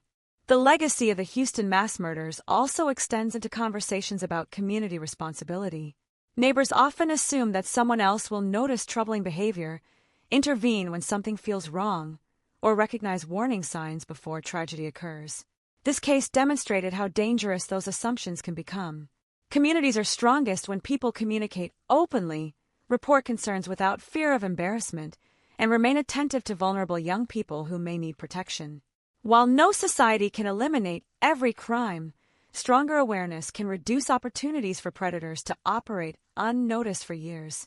Today, true crime audiences continue to study the Corll case because it raises timeless questions about evil, manipulation, justice, and memory. Yet its enduring value lies not in shocking details but in its human lessons. Behind every investigation are families whose lives changed forever, detectives who devoted years to finding answers, and communities forced to rebuild trust after unimaginable events. The Houston mass murders remind us that justice is measured not only by arrests and convictions, but also by the commitment to remember those whose voices were permanently silenced. When visitors read about the case today, they often encounter lists of names and dates. Those facts are important, but they tell only part of the story. Each victim once laughed with friends, celebrated birthdays, argued with siblings, made plans for the future, and expected another ordinary tomorrow. Their lives deserve to be remembered for more than the way they ended. Preserving those memories is an act of respect that refuses to let violence become the only defining chapter of their existence. The story of Dean Corll ultimately closes with silence rather than certainty. The killer died before answering the questions that investigators wanted to ask, leaving behind mysteries that may never be solved completely. Yet the victims were no longer hidden beneath forgotten ground, and their families were no longer left searching without answers. The graves revealed the truth, the investigation restored identities, and history preserved their names. More than half a century later, the greatest legacy of the Houston mass murders is not the notoriety of one serial killer, but the enduring determination to remember every young life that was taken, to learn from the failures that allowed the crimes to continue, and to ensure that future generations recognize the value of vigilance, compassion, and justice in protecting the most vulnerable members of every community. Part 7. The final investigation and the questions that remain. By the time the investigation into Dean Corll's crimes entered its final stages, detectives understood that they were dealing with a case unlike anything Houston had previously encountered. The discovery of bodies had transformed missing person reports into evidence of a coordinated killing spree, but uncovering the truth required more than finding graves. Investigators had to reconstruct years of events, identify victims, determine the responsibilities of the surviving accomplices, and establish what could be proven in court. At the same time, families were waiting for answers about sons who had vanished without explanation. The investigation moved quickly after Corll was killed on August 8, 1973. Elmer Wayne Henley became a crucial source of information because he knew Corll, knew David Owen Brooks, and had direct knowledge of several victims. Henley described locations where bodies had been buried and helped investigators understand how Corll had selected and approached young people. His information gave detectives a starting point, but it could not simply be accepted without verification.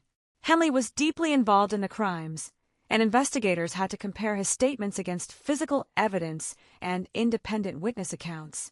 The first major search focused on the boat shed in Houston. Investigators dug into the ground and began finding human remains. Each discovery increased the urgency of the investigation. The number of bodies eventually recovered there made it clear that the property had been used repeatedly.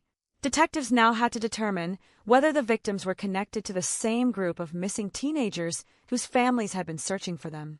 Additional searches followed outside Houston. Investigators examined locations near Lake Sam Rayburn and High Island Beach, finding more remains. These discoveries showed that Coral had used several places to conceal victims. The geographic spread also complicated the investigation because different disappearances could have involved different routes, witnesses, and local jurisdictions. Every location had to be documented, searched, and connected to the larger timeline. The forensic work was demanding. In the early 1970s, investigators did not have advanced DNA techniques. They relied on dental records, physical characteristics, possessions, clothing, photographs, medical histories, and information from relatives. Some identifications were possible quickly, while others required extensive investigation. For families, identification was often both a relief and a devastating confirmation. A parent who had spent months hoping that a missing son might return could finally learn what had happened. But the answer was permanent. The discovery of remains meant that there would be no reunion, no unexpected telephone call, and no chance to recover the future that had disappeared with the child. Investigators therefore understood that every identification carried enormous emotional weight. As the names of victims became known, detectives began reconstructing their final movements. They interviewed friends, relatives, neighbors, and anyone who had seen the teenagers shortly before they disappeared. These conversations helped establish patterns. Some victims had known Henley or Brooks. Others had connections to the same social circles. A growing number of disappearances could now be understood as part of a single network surrounding Coral. This reconstruction also demonstrated why the crimes had been difficult to detect earlier. Many victims were teenagers who could move around Houston without attracting unusual attention. A young person could accept a ride, visit a friend, or attend a gathering without anyone realizing that the encounter was dangerous. If that teenager failed to return home, the disappearance might initially appear to be an ordinary runaway case. Only after the graves were discovered did the connections become unmistakable. The surviving accomplices eventually faced the courts. Henley was prosecuted for his participation in multiple murders and received several life sentences. Brooks was also prosecuted and ultimately received a life sentence. Their trials focused attention on the difficult question of how responsibility should be assigned when a young person becomes involved with a manipulative adult offender. Their participation was real, but so was Coral's influence over them. The legal system had to consider both realities. Coral himself could never be prosecuted. His death ended that possibility permanently. This created a unique problem for the investigation because the person most capable of explaining the entire operation was no longer alive. Detectives could question Henley and Brooks, but neither could provide a complete account of every crime. Coral's silence, therefore, became one of the defining characteristics of the case. That silence also created uncertainty about the final victim count. 27 bodies were recovered during the major searches, while additional victims were connected through other evidence. Depending on the source and the cases included, the number commonly associated with Coral is at least 28 or 29. Yet investigators could never prove that every victim had been found. Some young men remained missing, and without sufficient evidence, their disappearances could not be attributed to Coral. The possibility of additional victims cannot simply be dismissed, but neither can every unexplained disappearance be attributed to Coral. Responsible history must rely on evidence before assigning responsibility. A missing person may have disappeared for many reasons, and without physical evidence, reliable testimony, or a clear connection to Coral, the case cannot be considered solved. At the same time, the possibility of unidentified victims cannot be dismissed entirely because Coral's death prevented a complete confession. The investigation also exposed weaknesses in communication between law enforcement agencies. Missing teenagers could be reported in different jurisdictions, and information did not move as quickly as today. Investigators depended on telephone conversations, paper records, personal contacts, and physical files. There was no centralized system capable of instantly showing that multiple teenagers from the same region had disappeared under similar circumstances. The Coral case, therefore, became an important historical example of why missing person investigations require careful coordination. A disappearance should not be dismissed simply because a teenager has previously left home or because friends believe the person may have traveled. Patterns become visible only when individual cases are compared. The Houston investigation showed the devastating consequences of discovering a pattern too late. Another major challenge involved the passage of time. Some victims had been dead for years before their remains were discovered. Evidence deteriorated, witnesses forgot details, and memories changed. Investigators had to reconstruct events from incomplete information. Every year between a disappearance and a discovery made the task more difficult. Yet detectives continued working, because identifying victims mattered not only for the investigation but also for their families. The final investigative picture was assembled from many pieces. Physical remains established that murders had occurred. Witness statements connected victims to Coral and his associates. Missing person records helped identify the dead. Statements from Henley and Brooks explained his methods. Together, these pieces revealed repeated violence continuing for several years. Yet there was never a single moment when every mystery disappeared. Some questions remained permanently unanswered. Investigators could not know exactly how many victims Coral had killed. They could not determine whether every burial site had been found. They could not ask Coral why he selected particular victims. And they could not determine whether some disappearances from the same period were unrelated or part of the same hidden pattern. Those unanswered questions have kept the case alive in the decades since 1973. Researchers have returned to old records, missing person reports, and historical accounts, searching for connections that investigators might have missed. Modern forensic science can now examine some old evidence, although time and missing evidence still place limits on what can be proved. Ultimately, the final investigation did not produce a complete story. It produced something more complicated, a proven history surrounded by uncertainty. Investigators established that Coral had murdered repeatedly, that young accomplices had helped him reach victims, and that bodies had been concealed at several locations. They identified many of the victims and prosecuted the surviving participants. But the full extent of Coral's crimes remained beyond recovery. For the families, however, the most important achievement was not determining an exact number. It was finding their missing children. After years of uncertainty, many families finally knew where their sons had gone. The truth was terrible, but it ended the endless waiting. Their children could be named, mourned, and remembered. That is why the final chapter of the investigation should not end with Coral. His death closed the criminal threat, but it did not close the human story. The investigation continued because every victim deserved to be identified, every family deserved an answer, and every surviving question deserved to be examined honestly. More than 50 years later, that responsibility remains part of the legacy of the Houston mass murders. Part 8. What remains after the horror? More than 5 decades have passed since the murders connected to Dean Coral were exposed, yet the case still occupies a dark place in the history of Houston and the state of Texas. The physical locations have changed, witnesses have aged, and many of the people who personally remember the victims are now gone. Still, the essential story remains. Young men disappeared, families searched for them, investigators eventually uncovered graves, and a hidden pattern of violence was revealed. The case ended with Coral's death, but its consequences continued for the families, the community, and the investigators who had to confront what they had found. The final understanding of the case depends on separating what is known from what remains uncertain. Investigators recovered 27 bodies during the major searches that followed Coral's death. Other victims were connected through testimony and evidence, producing a commonly accepted total of at least 28 or 29.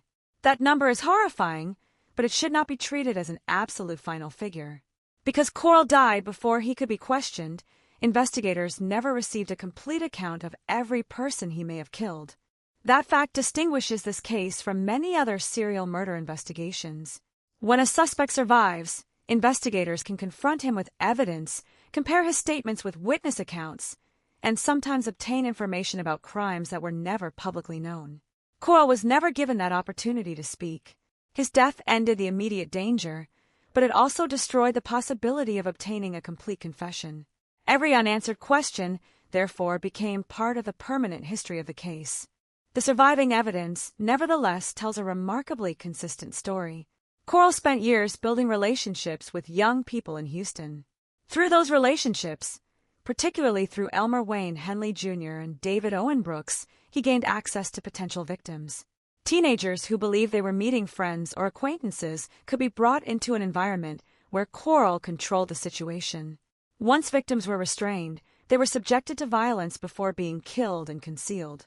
The use of young intermediaries was one of the most disturbing features of the case. Coral understood that a teenager could approach another teenager without creating the same suspicion that might follow an unfamiliar adult.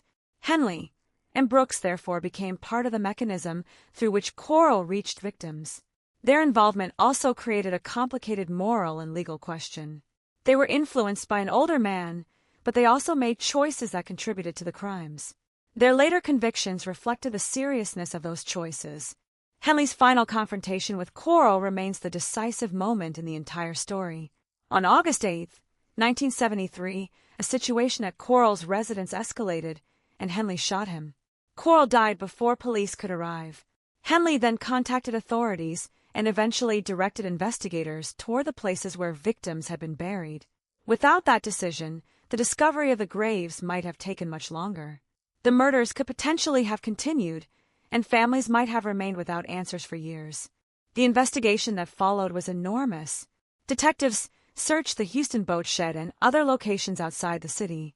The discovery of 17 bodies at the boat shed alone revealed that the building had been used repeatedly to conceal victims. Additional remains were found near Lakes Sam Rayburn and High Island Beach. These searches transformed a local murder investigation into a major serial homicide case with victims spread across several locations. Forensic science at the time placed severe limits on what investigators could accomplish. Modern DNA profiling was not available, and there were no computerized national databases capable of rapidly connecting missing people with unidentified remains. Detectives had to depend on dental records, photographs, clothing, personal possessions, medical information, and family testimony. Identification could take time, and some cases remained uncertain because the available evidence was incomplete. That limitation is important when considering the possibility of unidentified victims. It is possible that every victim connected to Coral has not been identified, but possibility is not proof. A responsible account cannot simply add every unexplained disappearance from Texas during the period to his victim list. Each case requires evidence. Some disappearances may have had completely different causes. Others may have connections that can no longer be demonstrated. The difference between suspicion and proof is one of the most important lessons of historical criminal investigation. The families who received identifications faced a different kind of uncertainty. For years, they had lived without knowing whether their sons were alive. The discovery of remains ended that uncertainty, but it also ended hope. Some families could finally arrange funerals and begin grieving in a way that had been impossible while the fate of their loved one remained unknown. Others were left with unanswered questions about exactly what happened during the final hours of a son's life. The emotional consequences of the murders therefore extended far beyond 1973. Parents, siblings, and friends carried memories of the victims into old age. Birthdays continued to arrive. Holidays continued. Family photographs preserved faces from a time before the disappearances. For relatives, the victims were never merely names in an investigation. They were sons, brothers, friends, and young people whose futures had been taken away. This distinction matters because true crime can sometimes turn perpetrators into celebrities while victims become statistics. The Coral case has often been remembered through the name of its killer, but the deeper historical responsibility is to remember the people he murdered. Their identities should not exist only as numbers attached to a notorious offender. Each victim had a life before the crime, and that life deserves to remain part of the story. The case also remains significant because it demonstrates how a community can fail to recognize a pattern until the damage is enormous. Individual disappearances may seem unrelated. A teenager may be assumed to have run away. Another may be believed to be staying with friends. A third may simply be described as missing. Only when investigators compare the cases can a larger pattern become visible. Coral exploited precisely that gap between individual events and collective understanding. The case also leaves a warning about the danger of judging people solely by appearances. Coral was able to live among ordinary people while hiding extraordinary violence. His reputation as a seemingly normal member of the community helped him avoid suspicion.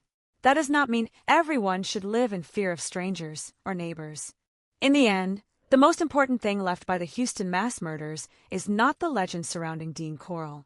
It is the record of what happened to the young people whose lives disappeared from their families without warning. The investigation recovered many of them from hidden graves and restored their identities to the historical record. Their names became known because detectives refused to stop searching once the first bodies were discovered. Some questions will probably remain unanswered forever. There may never be certainty about the complete victim count. There may never be a full explanation for Coral's motives. There may never be enough evidence to resolve every disappearance suspected of having a connection to him. But uncertainty does not erase what has been proven. The known victims were real, their families were real, and the suffering caused by the murders was real. More than 50 years later, the case can therefore be remembered as both a warning and a responsibility. It warns that predators can exploit trust, that missing people must be taken seriously, and that isolated reports can hide larger patterns. It creates a responsibility to preserve the identities of victims and to distinguish evidence from speculation. Most importantly, it reminds us that behind every crime statistic is a human life. Dean Coral died on the night his crimes were finally exposed, but the story did not end with him. It continued through the investigators who opened the graves, the families who learned the truth, the courts that judged his surviving accomplices, and the historians who preserved the victims' memories. The killer became a notorious name, but the young people he murdered were more than victims of a famous case. They were individuals with families, friendships, dreams, and futures. Remembering that fact is the final lesson of the Houston mass murders, and it is a part of the story that should never be forgotten. Their stories survived because investigators documented what happened, and families refused to forget them. Part 9. The Names Behind the Numbers. When the story of Dean Coral is told today, the number of victims is often the first fact people remember. 27 bodies were recovered during the searches that followed his death, while additional victims were connected to him through testimony and investigation. The scale is difficult to comprehend, but numbers alone can create distance. To understand the true meaning of the Houston mass murders, it is necessary to look beyond the number and remember that every victim was a person whose disappearance changed an entire family forever. The young men connected to Coral came from different backgrounds, but many shared one important characteristic: they were young. Some were barely teenagers. Others were already approaching adulthood. They lived ordinary lives in Houston and surrounding communities, attending school, working part-time jobs, spending time with friends, and making plans for the future. Nothing about their lives suggested that they would become part of one of the most notorious criminal investigations in American history. Before their disappearances, their families knew them through everyday moments. A mother might remember a son coming home after school. A brother might remember an argument over something trivial. A friend might remember a joke, a conversation, or a plan for the following weekend. These memories became especially painful after the truth was discovered because ordinary moments suddenly acquired a finality that nobody could have recognized at the time. The murders were devastating not only because of the violence, but because of the uncertainty that followed each disappearance. When a teenager failed to come home, families could not immediately know whether he had left voluntarily, had been injured, or had encountered someone dangerous. They had to live with possibilities. Some probably hoped that the missing person would eventually return. Others feared the worst, but had no evidence to prove it. That uncertainty lasted until the investigation finally uncovered the graves. The discovery brought an answer, but it was an answer that families never wanted. Learning that a missing son had been murdered ended the possibility of reunion forever. At the same time, identification gave families something they had been denied for months or years: certainty about what had happened. The process of identifying the victims was difficult because forensic technology in 1973 was limited. Investigators could not rely on the DNA databases that are common today. Instead, they compared dental information, physical characteristics, clothing, photographs, personal possessions, and missing person records. Families sometimes supplied information that helped investigators establish identities. Every successful identification represented hours of detective work and another painful conversation with relatives. The limitations of the period also explain why the final victim count remains uncertain. Some remains could be identified, while other missing people could not be connected with sufficient certainty. Coral was dead, so investigators could not ask him about every disappearance. Henley and Brooks could describe many events, but neither had complete knowledge of everything Coral had done. The result was a case with a large amount of proven evidence surrounded by unanswered questions. Those unanswered questions have encouraged decades of speculation. Researchers have examined old missing person reports, attempted to compare timelines, and considered whether other disappearances might have been connected. Some possibilities are intriguing, but responsible investigation requires evidence. A person who disappeared during the same period cannot automatically be counted as another Coral victim simply because the circumstances appear unusual. Historical truth depends on separating what can be established from what remains possible. The same principle applies to the motives behind the murders. Coral was responsible for repeated acts of extreme violence, but he never provided investigators with a complete explanation. His death prevented a full interrogation. Researchers can examine his behavior, relationships, and methods, but they cannot ask him directly why he selected particular victims or how many crimes he believed he had committed. Any explanation must therefore remain an interpretation rather than a final statement from the killer himself. The role of his accomplices adds another layer of complexity. Elmer Wayne Henley and David Owen Brooks were both young when they became involved with Coral. Their relationships with him demonstrate how manipulation can influence people who are themselves still developing emotionally and socially. Yet their youth did not erase the consequences of their actions. They participated in bringing victims into Coral's reach, and the courts ultimately held them responsible for their involvement. Henley's decision to confront Coral created the turning point that ended the murders. That fact has sometimes overshadowed the earlier role he played in helping Coral obtain victims. Both parts of his story must be remembered. His actions contributed to the tragedy, and his later actions exposed it. The contradiction is uncomfortable, but historical accuracy requires acknowledging it rather than reducing him to a single label. Brooks remained another important link between Coral and several victims. His participation demonstrated that Coral's influence was not limited to direct contact with victims. The killer was able to use relationships with other young people to expand his access.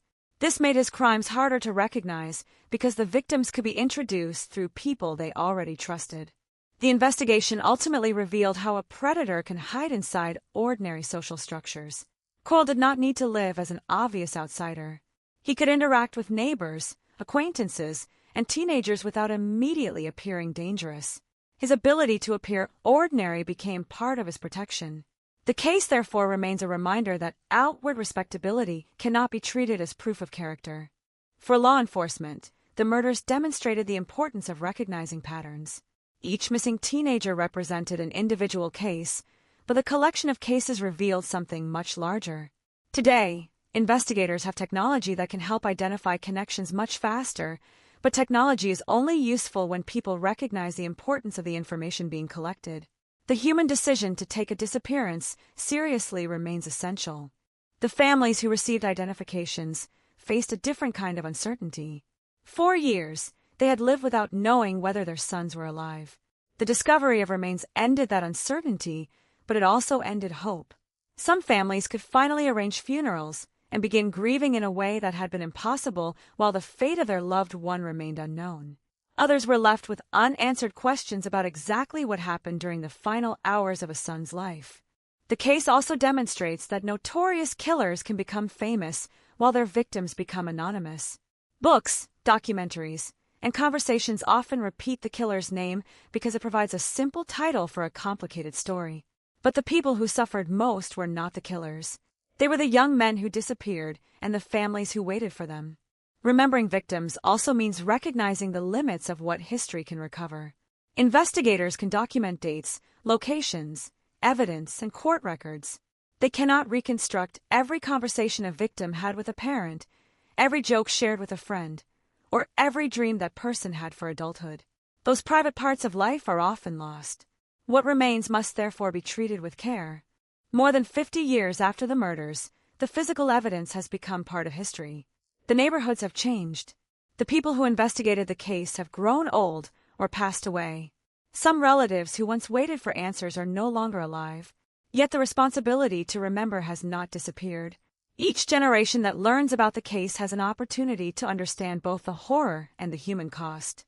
The Houston mass murders also demonstrate that justice is not always complete. Coral died without facing trial.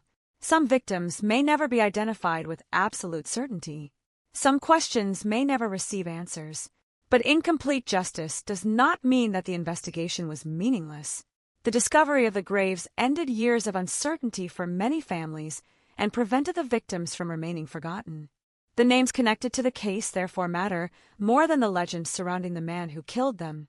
Every confirmed victim represents a life that existed before the headlines, before the investigation, and before the graves were discovered. Remembering those lives is the clearest way to resist turning tragedy into entertainment. The Houston mass murders remain a warning about manipulation, trust, missing person investigations, and the importance of recognizing patterns before they become disasters. They also remind us that behind every statistic is a human being. Dean Corll's crimes created a horrifying number, but the number is only the beginning of understanding the case. The real story lies in the individual lives represented by that number, the families who love them, and the enduring effort to make sure that those young people are remembered for who they were rather than only for how they died. Their stories remain essential to understanding the true human cost.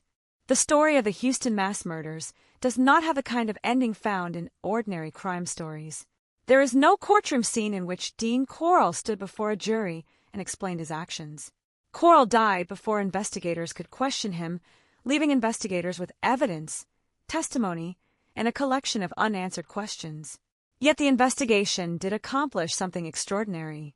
It brought victims into the light, gave many families the answers they had sought, and exposed a pattern of violence that had remained concealed for years. By August 1973, the discovery of the graves had transformed the investigation from a single killing into a major serial murder case. Detectives searched locations connected with Corll and recovered remains from the Houston boat shed, Lakes Sam Rayburn and High Island Beach. Each burial ground revealed another part of the story. The locations were different, but the victims were connected through Corll and the network of young people around him.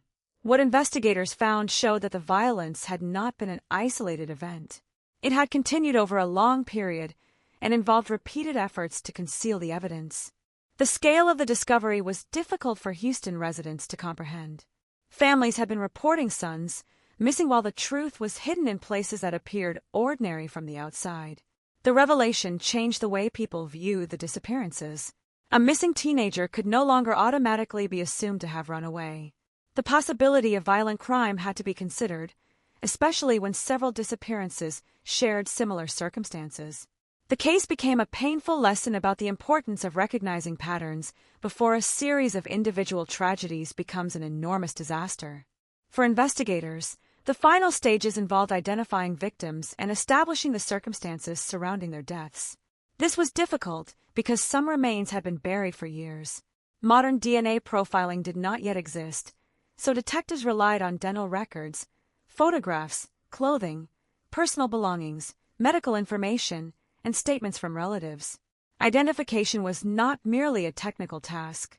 It was an emotional process that required families to provide information about people they loved while knowing that the investigation might confirm their worst fears.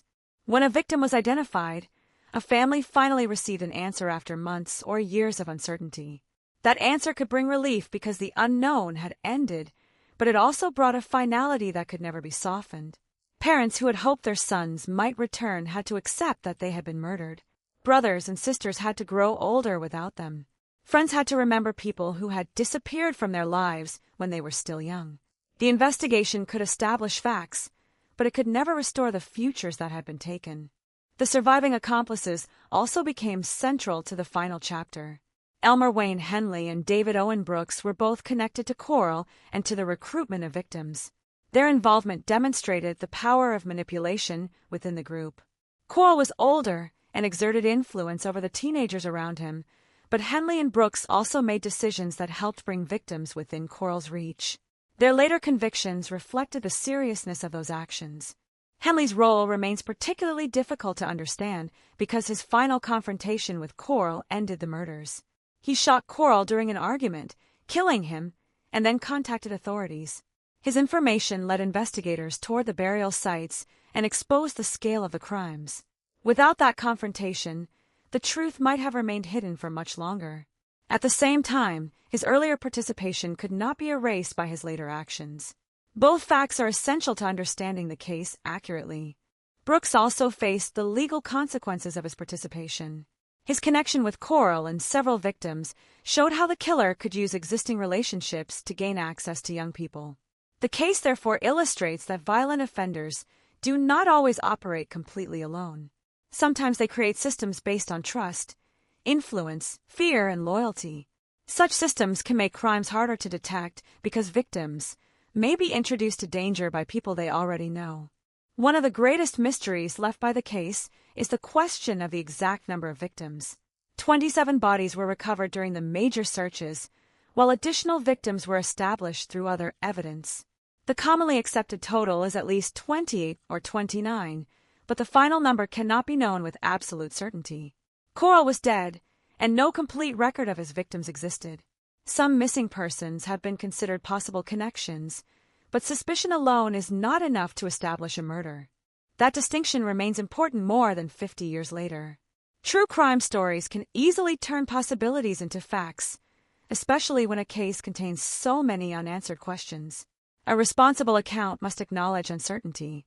If a missing person cannot be connected to Coral through reliable evidence, the case should remain classified as unresolved rather than automatically attributed to him. The known crimes are already devastating, and accuracy matters when remembering victims and describing their families' experiences. The absence of a complete confession also means that Coral's motives remain partly unknown. Investigators could study his actions and relationships, but they could never ask him why he selected particular victims or how he understood his own behavior. Many explanations have been discussed over the years, but none can replace the missing testimony of the person who committed the crimes. His death, therefore, left a permanent gap in the historical record. The families also deserve recognition for what they endured. A missing child creates a special kind of grief because there is no certainty. Parents may continue imagining that their son is somewhere alive, while another part of them fears something terrible has happened. This uncertainty can last for years. The discovery of remains finally ends the question, but it does not end grief. In many cases, the family must learn how to live with an answer that is almost impossible to accept. The physical locations associated with the murders have changed over time, but their historical meaning remains. The boat shed became one of the most haunting symbols of the investigation because it appeared ordinary while concealing evidence of repeated violence. The contrast between an everyday environment and a hidden crime is a reminder that danger can exist behind familiar surroundings. It also explains why communities must depend on evidence and investigation rather than appearances alone. As the decades passed, the case became part of American true crime history. Books, documentaries, articles, and television programs introduced new generations to the story. Each retelling carries a responsibility to distinguish documented facts from speculation. The victims should not be reduced to dramatic props, and the killer should not become a celebrity because of the crimes he committed. Historical storytelling is strongest when it preserves truth while maintaining respect for the people who suffered. The final lesson is therefore not about the killer's power, but about the ability of truth to emerge even after years of concealment. Coral believed his victims could be hidden, but the graves were eventually found. Families who had been left without answers eventually learned what had happened. Investigators turned scattered evidence into a recognizable pattern. The story that had been buried became part of the historical record. More than half a century later, the Houston mass murders remain a warning about manipulation, violence, missing persons, and the importance of vigilance. But above all, they remain a story about people.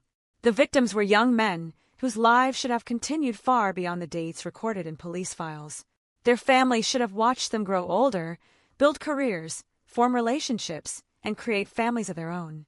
Those futures were stolen, but their memories do not have to disappear. The story of Dean Corll ends without a perfect answer. There is no final confession and no certainty that every victim has been identified. There are only the facts that investigators recovered, the testimony that survived, and the memories preserved by families. Yet those fragments are enough to tell an essential story. A hidden killing spree was exposed, victims were brought back into the record, and a community learned painful lessons about what can happen when warning signs remain disconnected. The final responsibility is to remember the victims, respect the evidence, and never allow their lives to become merely numbers in the history of a notorious killer. The discovery of Dean Corll's victims did more than solve a series of disappearances. It forced investigators, families, and the public to confront a terrifying reality that had been developing quietly for years. Young men had vanished from Houston and nearby communities, often without leaving enough evidence to reveal what had happened. Their disappearances seemed separate until the night Corll was killed, and the information provided afterward exposed a hidden network of murder. The investigation that followed became one of the most significant homicide investigations in Texas history. For detectives, the first priority was establishing exactly what had happened. The statements provided by Elmer Wayne Henley offered investigators directions toward burial sites, but his involvement meant that every detail had to be examined carefully. Detectives could not simply assume that every statement was accurate. They needed physical evidence, independent witnesses, missing person records, and other information capable of confirming what Henley described. The process required patience because a single mistake could affect the identification of a victim or the reconstruction of an entire sequence of events. The boat shed quickly became the center of attention. Investigators excavated the property and recovered numerous bodies from beneath the ground. The discoveries were shocking not only because of the number of victims, but because of the realization that the location had been available for concealment over an extended period. A place that might have appeared unremarkable to neighbors had become a repository for the remains of young people whose families had been searching for them. The investigation then expanded beyond Houston. Search teams traveled to other locations where Henley indicated bodies might have been buried. Additional remains were found near Lake Sam Rayburn and High Island Beach. These discoveries demonstrated that Corll had not depended on a single hiding place. The use of several locations made the crimes harder to recognize as one series and showed the level of planning involved in concealing the evidence. Every recovered body created another responsibility. Investigators had to determine the identity of the victim, establish when the person had disappeared, and search for evidence connecting the death to Corll. Families had to be contacted and asked for information that might help identify remains. Dental records and physical descriptions became especially important because forensic technology was limited. DNA profiling, which would later transform investigations, was not available to detectives in 1973. The identification process was therefore painstaking. A photograph could become important because it showed a missing teenager's appearance. A dental record could provide the information needed to establish identity. Clothing or personal belongings could offer another clue. A family member might recognize an object recovered near remains. None of these pieces was always sufficient alone, but together they could create a convincing identification. The process showed how traditional detective work could solve difficult cases even without modern technology. For families, every identification brought conflicting emotions. They finally knew where a missing son had gone, but they also learned that he would never return. The uncertainty that had dominated their lives was replaced by grief. Some parents had spent months hoping that their children were alive somewhere. Others had quietly feared the worst but had no evidence. The discovery of the graves transformed those fears into certainty, creating a painful ending to years of waiting. The investigation also revealed the importance of examining missing person reports as a connected group rather than as isolated incidents. In the early 1970s, information did not move between agencies with the speed that is possible today. Police departments maintained separate records, and detectives depended heavily on telephone calls, paper files, photographs, and personal contacts. A teenager missing from one neighborhood could therefore remain disconnected from another investigation, even when the circumstances were similar. This weakness allowed a pattern to remain hidden.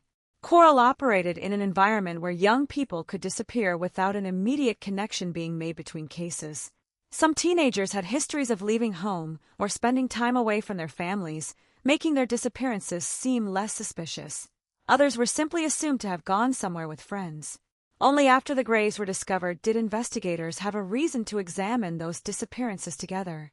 The case demonstrated that the behavior of a serial offender can create warning signs long before the offender is identified. Multiple missing young people, similar social connections, repeated locations, and unusual relationships can become significant when viewed together. But each sign may seem insignificant on its own. Detectives in 1973 had to reconstruct this pattern after the fact, when much of the evidence had already been lost or degraded. The surviving accomplices became essential to understanding how Quarles reached his victims. Henley and David Owen Brooks were familiar with young people in the community and could make introductions that would have been more difficult for Quarles to arrange alone. A teenager who trusted an acquaintance was less likely to suspect danger when invited somewhere. Quarles exploited this trust, turning ordinary friendships and social relationships into opportunities for violence. The legal cases involving Henley and Brooks were complicated because both were young and both had been influenced by Quarles. Yet their participation could not be ignored. They helped bring victims into situations controlled by Quarles, and their actions had consequences. Their convictions demonstrated that manipulation does not automatically eliminate personal responsibility. At the same time, their stories revealed how a powerful adult can influence vulnerable young people and gradually draw them into behavior they might never have entered independently. Henley's final confrontation with Quarles remains the decisive turning point. On August 8, 1973, Henley shot Quarles during a violent confrontation. Quarles died before police could arrest him. Henley then told authorities what had happened and provided information that led investigators toward the burial sites. This ended the immediate danger and exposed the hidden murders. Without that confrontation, the investigation might have remained dormant and additional victims could potentially have been killed. Quarles' death also created a permanent investigative problem. The person who knew the most about the crimes could no longer be questioned. There would be no interrogation in which detectives could ask about every victim, every burial site, and every disappearance. There would be no trial in which prosecutors could present evidence and challenge his explanations. The surviving testimony and physical evidence, therefore, became the only available path toward reconstructing his activities. That absence explains why the exact victim count remains uncertain. 27 bodies were recovered during the major searches, while other victims were connected through testimony and investigation. The commonly cited total is at least 28 or 29, but no complete list written by Quarles has ever been recovered. Some missing people have been discussed as possible victims, yet possibility must not be confused with proof. This distinction is particularly important when discussing historical crime. The horror of the known murders can encourage people to assume that every unexplained disappearance from the same period must be connected. But responsible investigation requires evidence. A missing person may have disappeared for another reason, and without reliable connections to Quarles, the case must remain unresolved. Accuracy protects the dignity of victims because it prevents their stories from being replaced by speculation. The long-term significance of a case lies partly in these limitations. Investigators learned from a tragedy in which information had not been connected quickly enough. The case reinforced the importance of missing person investigations, interagency communication, careful evidence preservation, and attention to patterns involving vulnerable young people. Modern tools have made some of these tasks faster, but the fundamental principle remains the same. Information matters only when people recognize its importance and act on it. For the families, however, the broader lessons were secondary to the personal loss. They wanted their children found. They wanted to know what had happened. They wanted the uncertainty to end. The investigation eventually provided many of those answers, even though the answers were devastating. The recovered remains allowed families to mourn, hold funerals, preserve memories, and finally give their missing sons a permanent place in the family history. The investigation could never recover everything. Some questions disappeared with Quarles, and some evidence may have been lost forever. Yet the work of investigators transformed uncertainty into documented history. The victims were identified, many families received answers, and the surviving participants were held accountable. What had once been a collection of unexplained disappearances became a clear record of a devastating crime. The story of the investigation, therefore, ends with truth surviving after Coral was gone. His silence left mysteries, but it did not erase the victims. Their names, families, and recovered evidence remain part of history, ensuring that their lives are remembered with dignity.